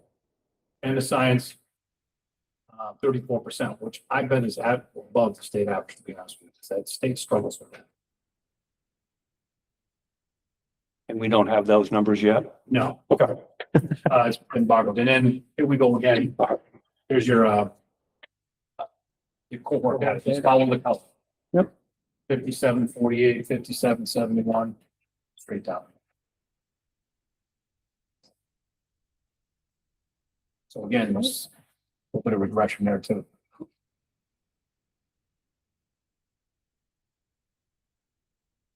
So we'll be meeting. Yeah. Jesus, yeah. Any questions on that? I mean, just looking at the data, it looks like Pete's gonna have a heck of a job. But his 8th graders going in the 9th grade next year, and he's even just as bad as this year. Yeah, that's been historical. Look at that, at the bottom, 37, 25, 28, 32. But also look at the state, 35, 37, 37. I think, I will be honest with you, I don't put I think a lot of 8th graders have checked out. Take that test, why? Done, moving on. It's like, I don't want to tell you, but if a 12th grader knows he's graduating and you hand him a test, I don't think too many of them are gonna be real vested in taking that test and working really hard at it. So I think, I don't know, we've talked, and I think somewhat maybe we start looking at placement into AP, higher advanced algebra class and all that stuff. It's dependent on one of the tests. I'm not going to make it both. Whether it's the I-Ready test or the SAS test is going to help you in your placement and, you know, what class you get to take at high school. I mean, but at Barrington, I said, listen, this is the deal. Dover's going to call me, Oyster River's going to call me, and Cool Brown's going to call me. They're going to ask me what my recommendation is. So if a student has a bad one day, Well, John, it's motivate. It's the end all be all. Kids got A's all year long. They had a bad day. I'm not going to make them go to remedial algebra class. You know what I'm saying? I'm not like They do the recommendations now based they on the do, but test. I don't know. And then, Yeah, you know, parents can call in and override or Absolutely. request. absolutely. Yeah. Yeah, but I'm just trying to find some motivation here. None of it's perfect. I think too, you know, we need to take a look at, you know, just some other things to get kids motivated. I know we did morning warm-ups. It's kind of weird just to open the gym up. The kids got moving, they got excited. Provided breakfast every day. We didn't do just pancakes one day a week. We provided a nice breakfast, whether it was Cocoa Krispies and milk or muffin and milk. The kids came down, they ate their breakfast. So those kids that didn't, it got them in the right frame of mind to do it. So I worked with the kitchen staff and we did those. So there's some other things, while they're not perfect, but they might help the motivation just a little bit. And you only need just a little bit, you know? So I think that'll be some things we could do too.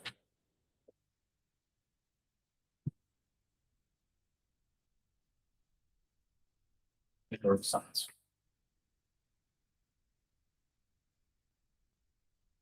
So I was right. We're probably right around state app. I don't see it ticking up too much.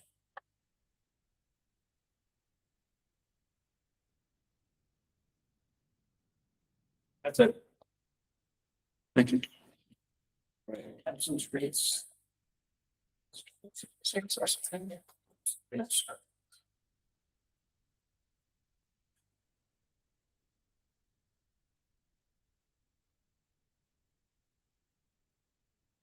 Thank you, Steve. Welcome. Amy got lucky. Just popped right up. We're going.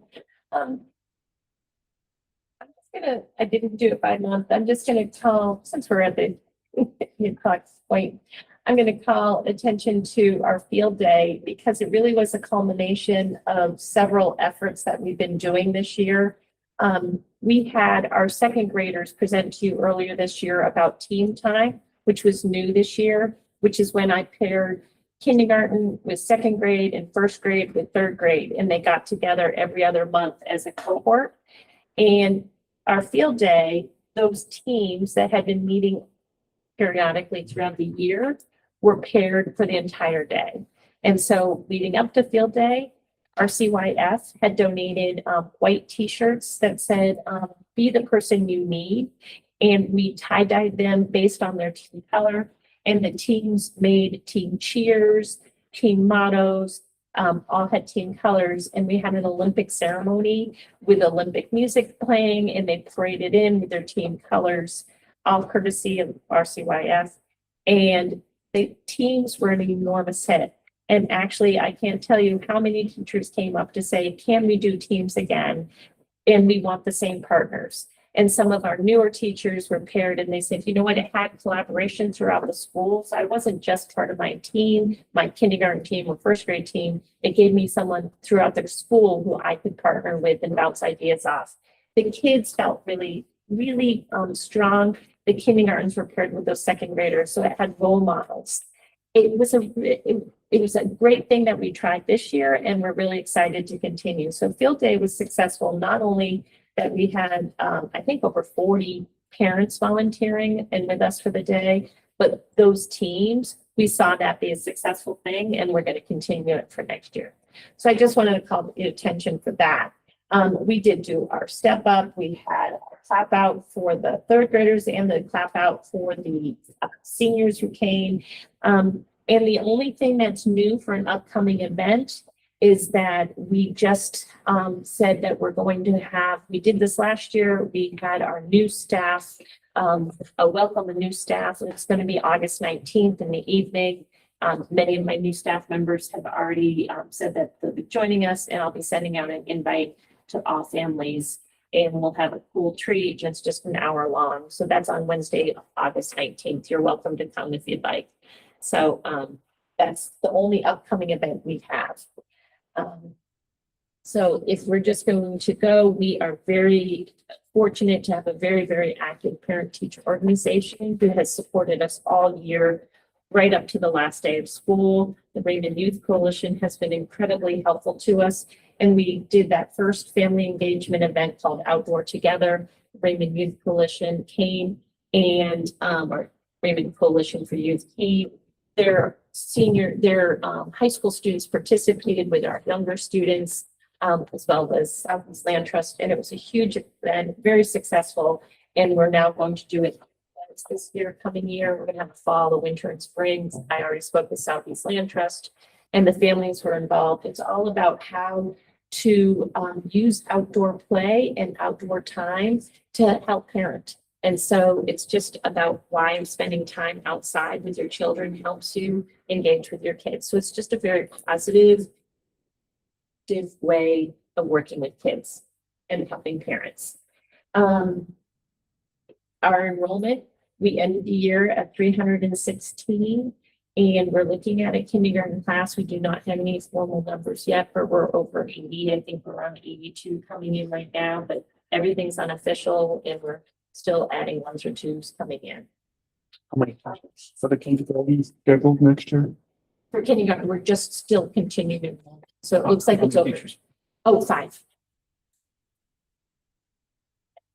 So it looks like it's over. So then if we're going to look at our trimester discipline data, I'll just call, we saw a decreasing number of minor and major referrals each trimester. And so that's something that we've worked really hard on and we're very proud of. So first trimester, you'll see that we had a total referrals of 775. Second trimester, we had 465. Leading us to the third trimester, a total of 364. And in each category, both our minors and majors, you'll see that we had a reduction.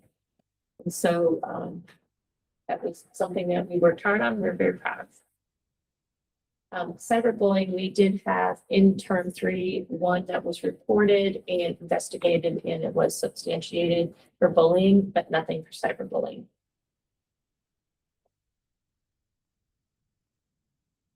So with that, I'll move on. Sorry, I look to the end. Okay. So on this, that I'll just call attention, we call this reduction of risk. If you look down at the bottom, we began the year with 15% of our students 2 grade levels below, and we ended the year with 2%. So that was a very strong reduction of risk for our reading. And then you'll see here, we started the year with 31% at or approaching grade level, and we ended the year with 75%. So that was a nice, we did both. We were able to reduce risk and also accelerate learning. So we see that as a strength. Looking at that in the graphs, this gives you the visual, 3rd grade, 2nd grade K, and here's 1. And so we see that 1 is right on the edge between low performance high growth and low performance low growth. And so we'll discuss that more. If we're looking at this, you'll see that annual stretch growth, meeting annual stretch growth, Curriculum Associates reports that the national average is somewhere between 25 and 30% meeting their annual stretch growth. And we know annual stretch growth means that they don't meet just 1 year's growth. That means they're making more than a year's growth within a year. And this is very important if we're trying to close gaps. So for those kids who are 2 or 3 years below, we know that they have to make stretch growth at least 2 or 3 years continuously. And if we do that, they're going to close that gap and they're going to be on grade level. So this is really important for us at the elementary level, because that means if we can do that continuously, we're going to end up at the middle school and we're going to be on grade level. So you're going to see, I think you did the job. 47% of their students met their stretch growth. That's great. 50% of the second graders made their stretch growth or made 97%. I can't overstate. 47% made 95%, 50% made 97%. Then 23% made 70% at grade one, and then 27% made 77%.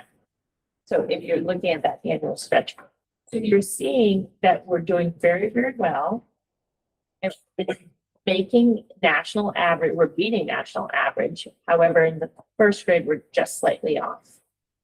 And then over here for annual typical growth, obviously, we'd like to see the number as high as possible. Again, second grade made 75% of their students made that year's worth of growth in 1 year, which is great. Third grade had 71% make it. First grade had 50%, and kindergarten had 57%. And then if we dive Before you deeper, go on, sure, am I interpreting it right? You didn't mention much about second and third grade, but am I interpreting it that they made great strides? amazing, Yeah, that's what I thought. amazing. In fact, But that's you what- didn't sell. Oh, I'm gonna sell it on this one. Okay, so here comes myself, and really my singing. So if I start down here in third grade, and I'm gonna just call your attention, remember I call it reduction of risk. Third grade started the year with 38% of their students 2 years below or 3 years below, 38%. They ended the year with only 6% below. That is huge. Mm. That is a lot of growth for 1 year. And then look at over here, they started it with 41 or 43%, and they ended up over here with what, 76? Yep, 77. So they did both. And this is huge. So they were differentiating instruction to help here, but they were still pushing kids ahead to help up here. And then I'm going to call attention over here. Second grade had 26% of their students at 2 years below, and they ended the year with 5%. Again, huge success. And then even more, look at this, what they did up at the top. They only started with 25% at the top, and now they have at 7%. Again, it's really strong. Kindergarten, this is very typical for kindergarten. Everybody starts in the yellow. You can't be in the red. But they made very strong growth, and that's what you see with all this green. And they only left 9% in the yellow. All right. So with first grade, the number that sticks out to me is that they left 39% in yellow, which means that they're 1 year below grade level. And that to me is a little bit concerning. And I've had conversations with the team lead, because that means that maybe our core instruction or just our tier one instruction isn't quite doing it to push the kids ahead to get that year growth. So it doesn't mean, because they did start, only 1% of the class started with 2 years below.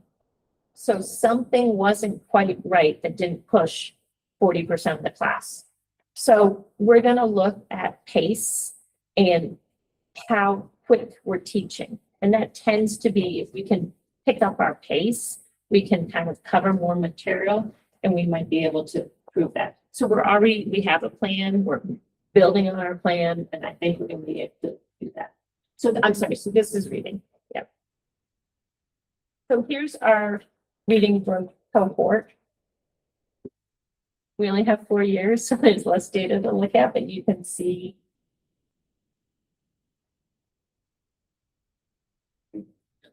Yeah.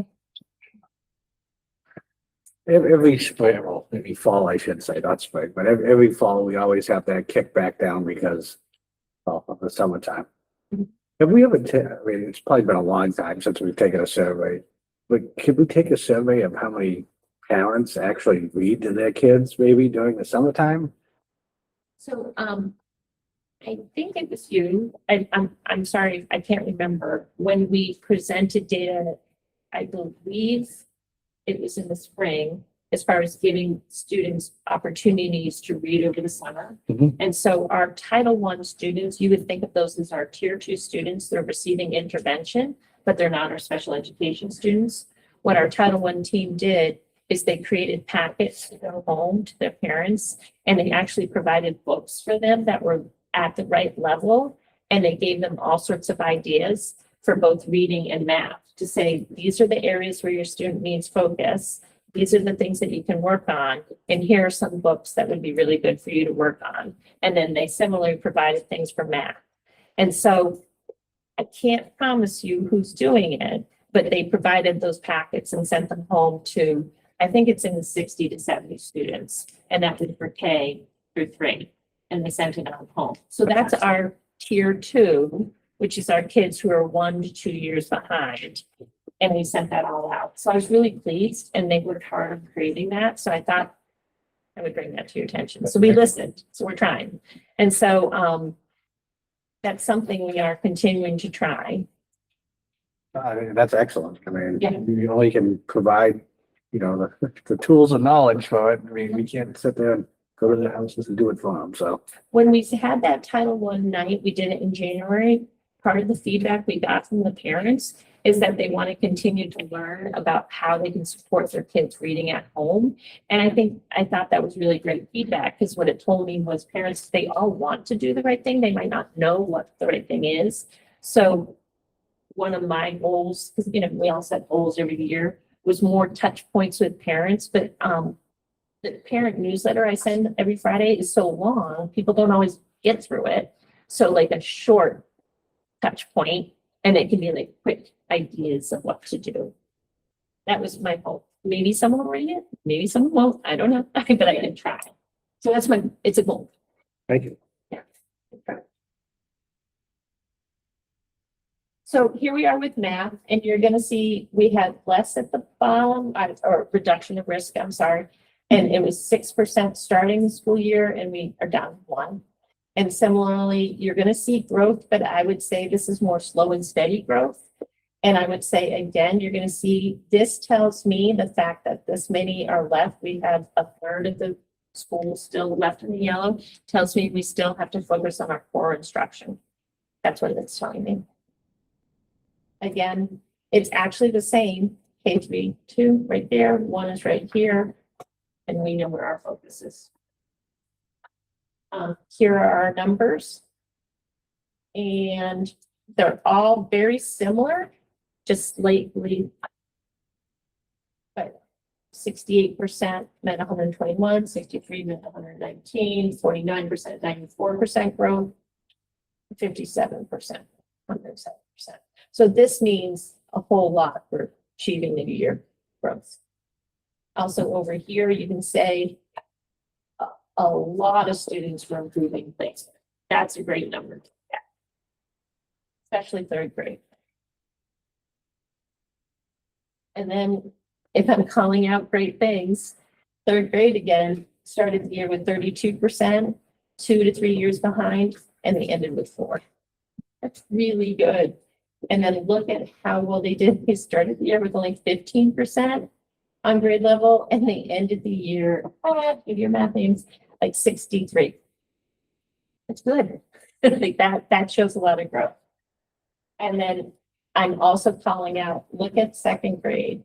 They did amazing. They reduced risk every year, and they started the year with 12% on, and they ended the year with 65. It's good. Here's our math cohort. That you see.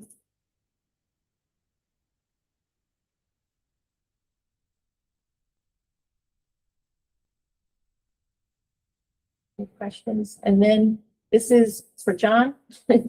John had asked me to break down students who are achieving over 100% growth. Where do we top out at and how many? So this just shows you between 100 and 125% growth and so on.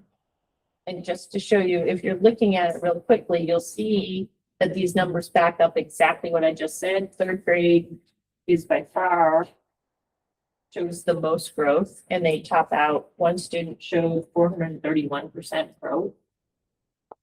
A 2nd grader showed 387% growth, and another one showed 392, and then you can just see. Okay, and then, oh, that's in reading, and here's in math. And again, just by quick look, you can tell there's growth in math, but it's slow. It's lower. And then if I'm going to SAS, Where you go on? Shirley, I'm sorry. Am I interpreting the information right that math made great strides this year? Good job.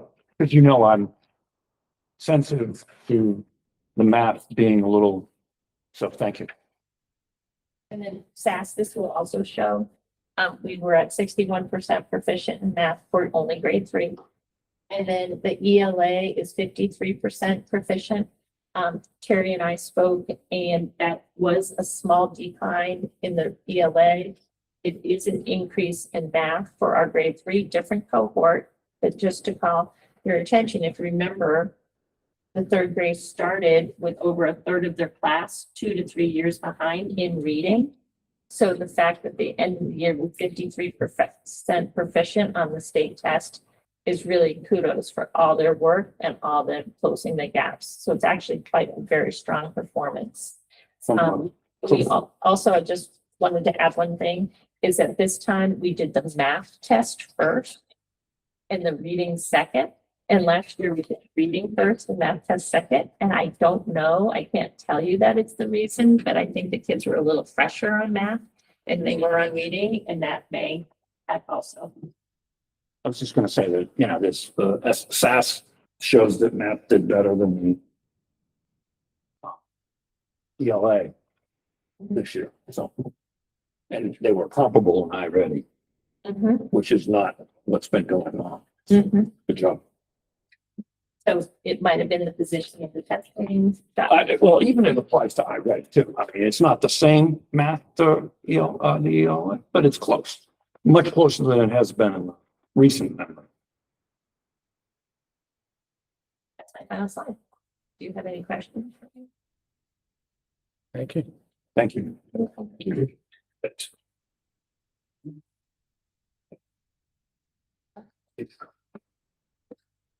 You know what escaped? I'm probably gonna have, Yeah. thank you guys. Good indeed. It's it.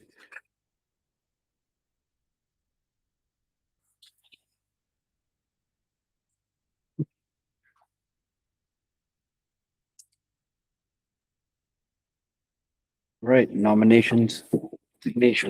One nomination, Katie Coppola, Library Media Specialist.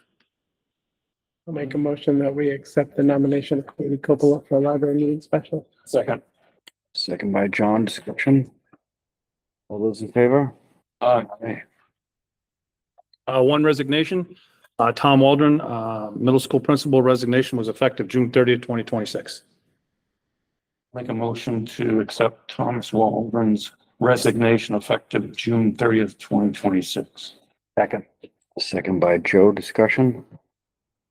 All those in favor? Aye. Aye. Oil and propane bid. So we went out to bid for oil and propane. We got 2 bids back, one from Irving, one from Palmer. When we opened Irving's first, I was a little shocked at the propane price. I felt like it was really low, but then it was significantly higher in regards to the oil compared to Palmer. So at the bottom there, what I did was I took the estimated gallons that I used to prepare next year's budget to kind of view the oil prices versus the gallons and multiply them out. So with that being said, because we use more oil than propane, you can see that it would be cheaper for us to go with Palmer. So my recommendation is to go with Palmer, with the oil at 3.599 and the propane at 1.899. I'm assuming they locked those for us for the year. They do. With Irving last year, they had a little, like you had to sign it within so many days or whatever. Oh, Did they yes, do that that's this year? right. I did forget about that. Did they do that this year? They did not. I didn't even bring it up. These prices are pretty volatile at the moment now, like. Mm.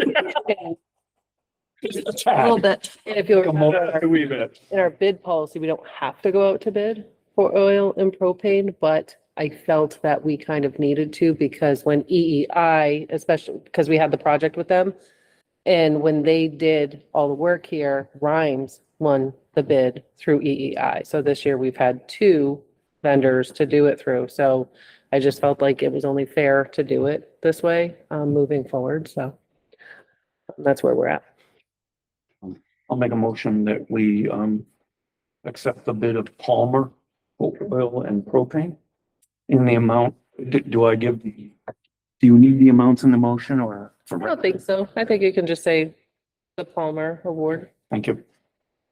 Second. Second by Joe, discussion. All those in favor? Aye. Just by the hair of the chinny chin chin. Thank you.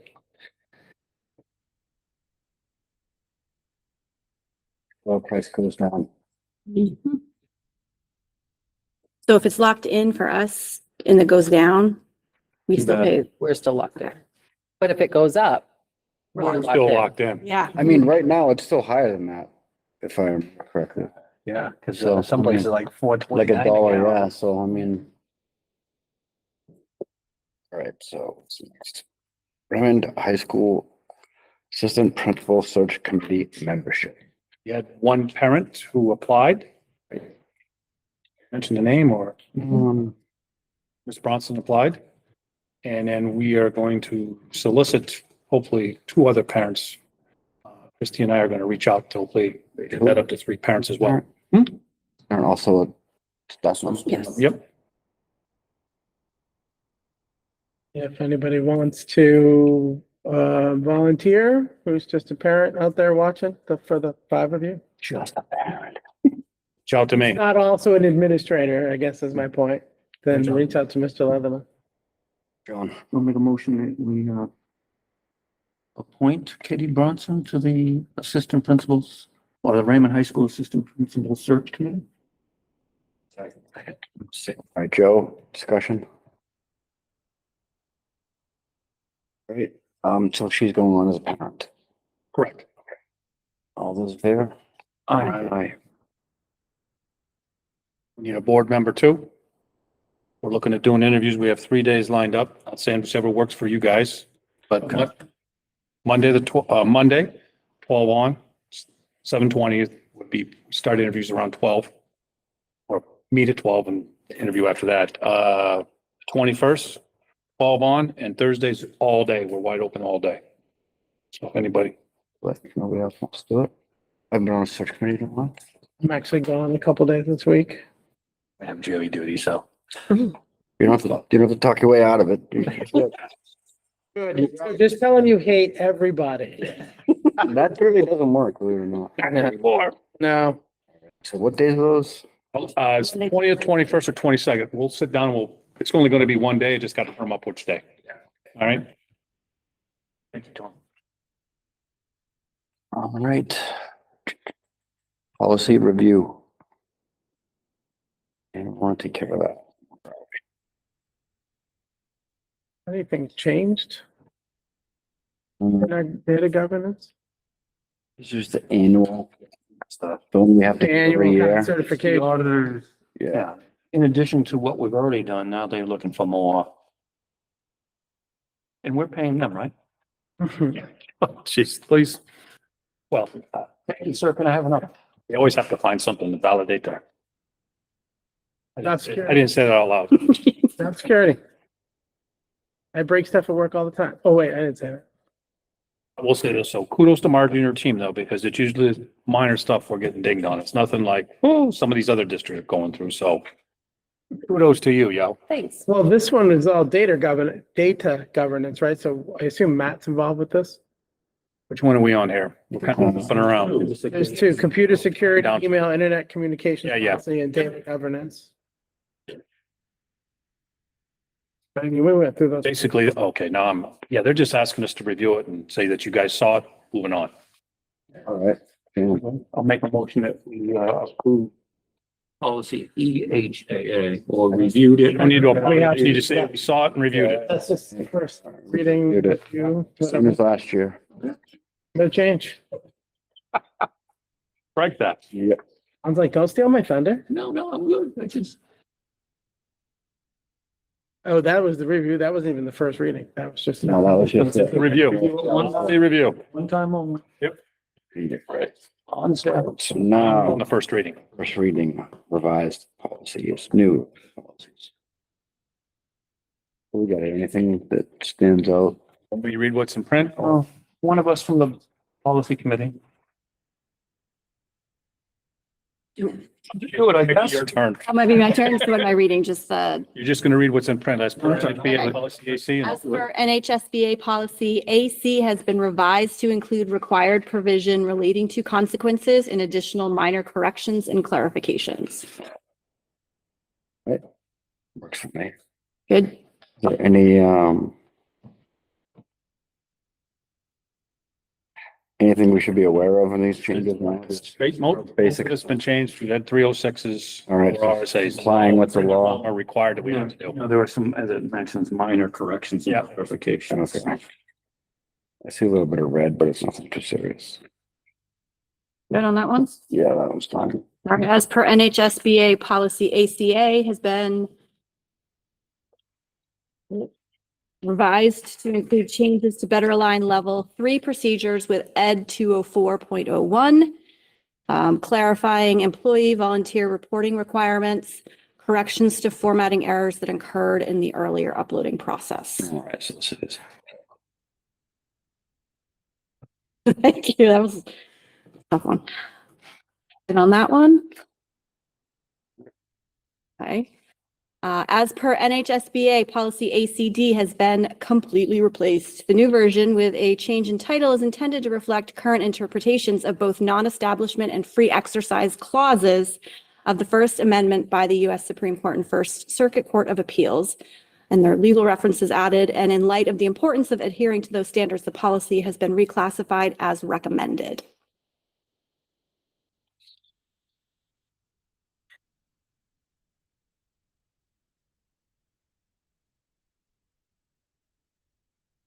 Yeah. All right.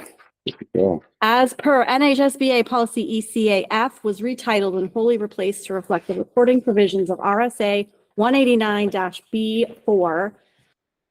I, the Parental Bill of Rights as amended by 2026 New Hampshire laws, chapter 4. Wiggly lines. Yeah, wiggly line. squiggle 4:5-4:6 HB 266. This revised sample also now combines the coverage of the former version of the ECAF surveillance on school buses and former EEAA recording and surveillance on other school property. Former sample EEAA is being rescinded in conjunction with the revision to ECAF. Hmm. Sure. Policy talk, yeah. Legal. Yep. Coverage from policy EEAA has been incorporated into revised policy ECAF above. So we're asking to rescind that. Right. As per NHSBA, the most recent revisions to policy AHB included a specific definition for the meaning of record using language better aligning to the definition of governmental record. In RSA 91-A, 1-a, and then number 2, added a provision outlining the amorphous relationship of certain student records to various legal requirements. And number 3, added a provision relating to records connected to use of federal funds as required by policy DAF. And our policy has been updated in its entirety to match the NHSBA sample policy. As per NHSBA, policy GBAM is revised to include provision for employee leaves of absence for childbirth, infant care as required by the 2025 enactment of RSA 275-35-F. And then as per NHSBA, the most recent revisions to policy GBAM include reference to independent but somewhat overlapping leave provisions of 2025's RSA 275-37-F. Employee leave for medical appointments associated with childbirth, postpartum care, or pediatric infant care. Our policy has been updated in its entirety to match the NHSBA sample policy. You. Did it. We did it. Well done. Thanks.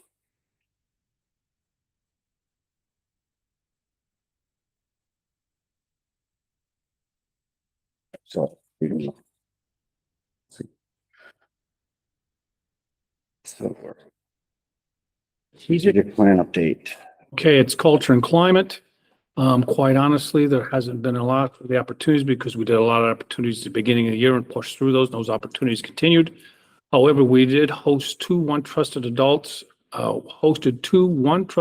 Be Bold Youth Leadership workshops this year to build more student leaders in the building. We also had, I think our music department once again hosted a fantastic monster concert this spring, standing room only concert. Our high school was well represented at the Polar Plunge this year, placing 6 for donations, and the district community hosted a special Chaos and Kindness concert. This too was a standing room only event. Culture and climate surveys, they have been distributed, they have been tabulated. Our administrative team is going to be looking at them at Tuesday, and once we go through them, we will present them or share them with the board and staff. You know, somebody was handing out seats at the kindness concert there, helping out. I was there, I was more You crowd controlled were and, helping put out the. oh yeah, I was hustling. It's so weird, just the smallest little thing, and I just, a young man, little boy was covering his ears because it was so loud. I looked at the mother and I said, want some headphones? And I went and found some headphones in the wood shop and I said, they're a little dusty. And she said, thank you. And I was just like, it just sounds so silly, but I was, I did so much for that family just that night, just that one little token of, yeah. So it was a great, I mean, I was nervous, but it was a fantastic, and I've said that before, it was a fantastic night. They did a nice job. And police department too, they were very, it just was it was a good night.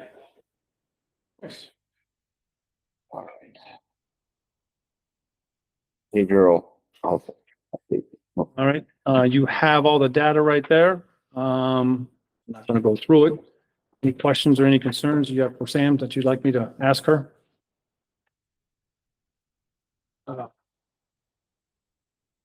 The bullet number 2 on that, on page 2. It is, I'm trying to find where it says it. At the very end, it talks about mobile crisis response to our schools and an increase in safe school reports for threatening behaviors compared to last year. Can we get some numbers behind what increase means?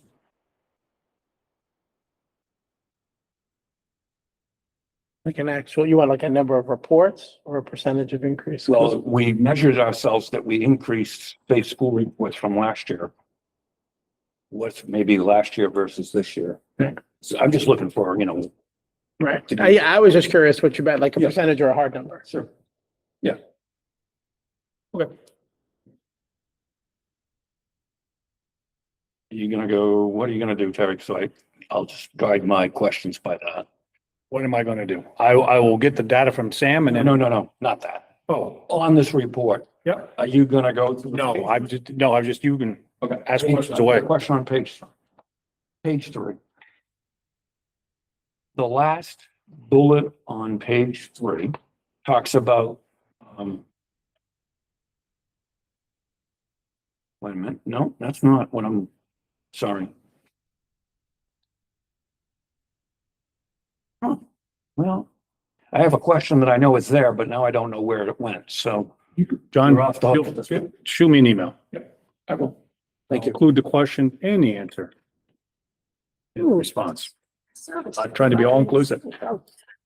Easy, don't you start looking over there. I know, kinds of stuff going. Oh, it's on the next page. Page 4? It's on page 3, I guess, but each summer is what it talks about. Family receiving McKinney-Vento served reassessed for continued eligibility. District supported 16 families this year with title funds. Can you tell me which Title 1? Thank you. That's all I was looking for. That's the bottom bullet, all right? Yeah, I had a brain cramp. Senior moment. I'm all set.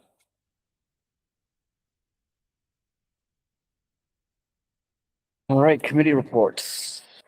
Anyone? Yeah.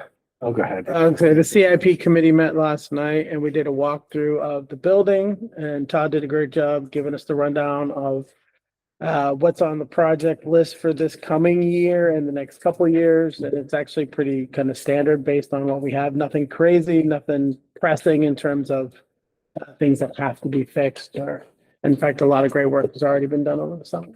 And John and Joe were both there too, so.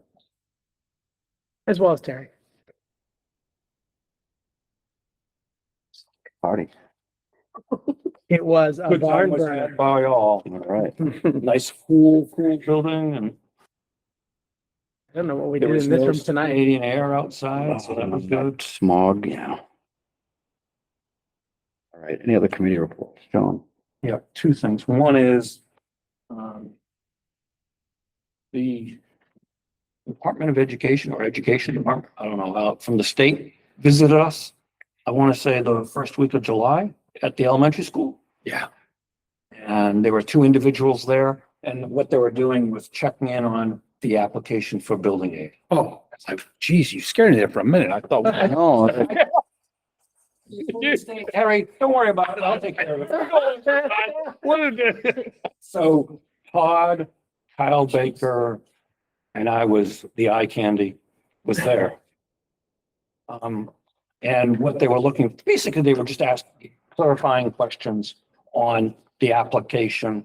And then we took them a tour and showed all the incidents. And I think Kyle did a good job of saying basically, there's no one item that is, puts us over the top for needing a new building. It's a a culmination. combination of a list of Yeah. many things It's like, that are, it wouldn't cost $1 million probably to fix any one thing, but it's gonna cost significant money to fix all those things. So, they've got that information now. They did say that there are 7 still on the list. So and there are 2, there's another school that applied with us. So we'll be either 8th or 9th on the list. So, And how much money is currently in that building aid fund? yes. At least we're on the list. Yeah. If someone ever decides if someone trips and money falls in the bucket, then we're on the list. exactly, 9th or 8th or 9th. So I think that meeting went well. The other thing, policy committee met, and that's the result of what you see tonight is the beginning of those policies that we reviewed. Standing. All right. Superintendent report. As I mentioned, summer school's running. It's running here, running at the middle school. Along with that, the rec department, middle school's a busy place, so a lot of programs happening there. Kudos to Jody, Kim Capon, Kelly Hart, Angela Parsons, and Kitty Bronson. I think this is the first year that we've done have one issue with transportation the first day of ESY. So that's the biggest hurdle, was getting the kids here, getting the buses lined up. So kudos to them for that. We are pretty much fully staffed. I think it's health at the middle school. We're still looking for a case manager here at the high school and a SAP counselor here. So overall, we're pretty good. Out of those two, I'm most worried, to be honest with you, about the sped case manager here. I think that'll be the hardest one to fill. Angela emailed me and I bumped that to the top of ed jobs so that it's at the top of the list now. And other than that, fairly quiet. That's good. All right, correspondence or other? Anyone with correspondence or other? Manifest signing. Account payable tonight, $954,226.75. Payroll, $361,469 for a grand total of $1,315,696.57. They're all set. Approval of minutes. I think the motion we approve June 17th, 2026 minutes as presented. Second by Joe, discussion. I actually have a question. Joe has a question. Could they put in all the stuff that I could have asked for you? Listen, was here, all the refrigerators and ovens and stuff like that we approved months ago yet? I can't, what if it put it in? From the CIP? No, I don't think they. They're working on it? Yeah, yeah. But they've been, All the CIP stuff from the kitchen that have been The kitchen replaced that and we put everything in in, yet, no. authorized last Oh. meeting. I saw Dig Safe out there marking for the septic system at the SAU. They started doing the hubs. They have one guy here. He started at the elementary school doing all the hubs, typically hold on, plug back in, get the IP, but still, I mean, somewhat time consuming. I think the alarm system is probably next week. We still have some issues with some air conditioning. Our air conditioning is, Todd's been pulling his hair out. It's been breaking and it's old. We try to find a part. So, yeah, I don't think the AC has worked in And they were back ordered. Yeah, high school office hasn't worked since the end of school. The old air conditioning, not the new ones. Yeah. The new ones are working. Sorry, yeah, the old ones are working and there was a snafu with the middle school too, with air conditioning over there. So they're working to get that fixed too. Other than that, I mean, this is what happens. It's old and it's hard to find parts sometimes. If I can sit there and sweat, they can sit there and sweat. That's the way I see it. It's not that bad in here tonight. Right. Yeah, so, Just need to vote on the minute. yeah, all those in favor? I, Aye. Is that it? it's my one, so friendly. yeah, Christiane and I both abstained, Jen. I don't know if you heard that. Oh, yeah, that's a. You were there. Two votes. All right, is that Make a it? motion to adjourn. Second. On discussion? All those in favor? Aye.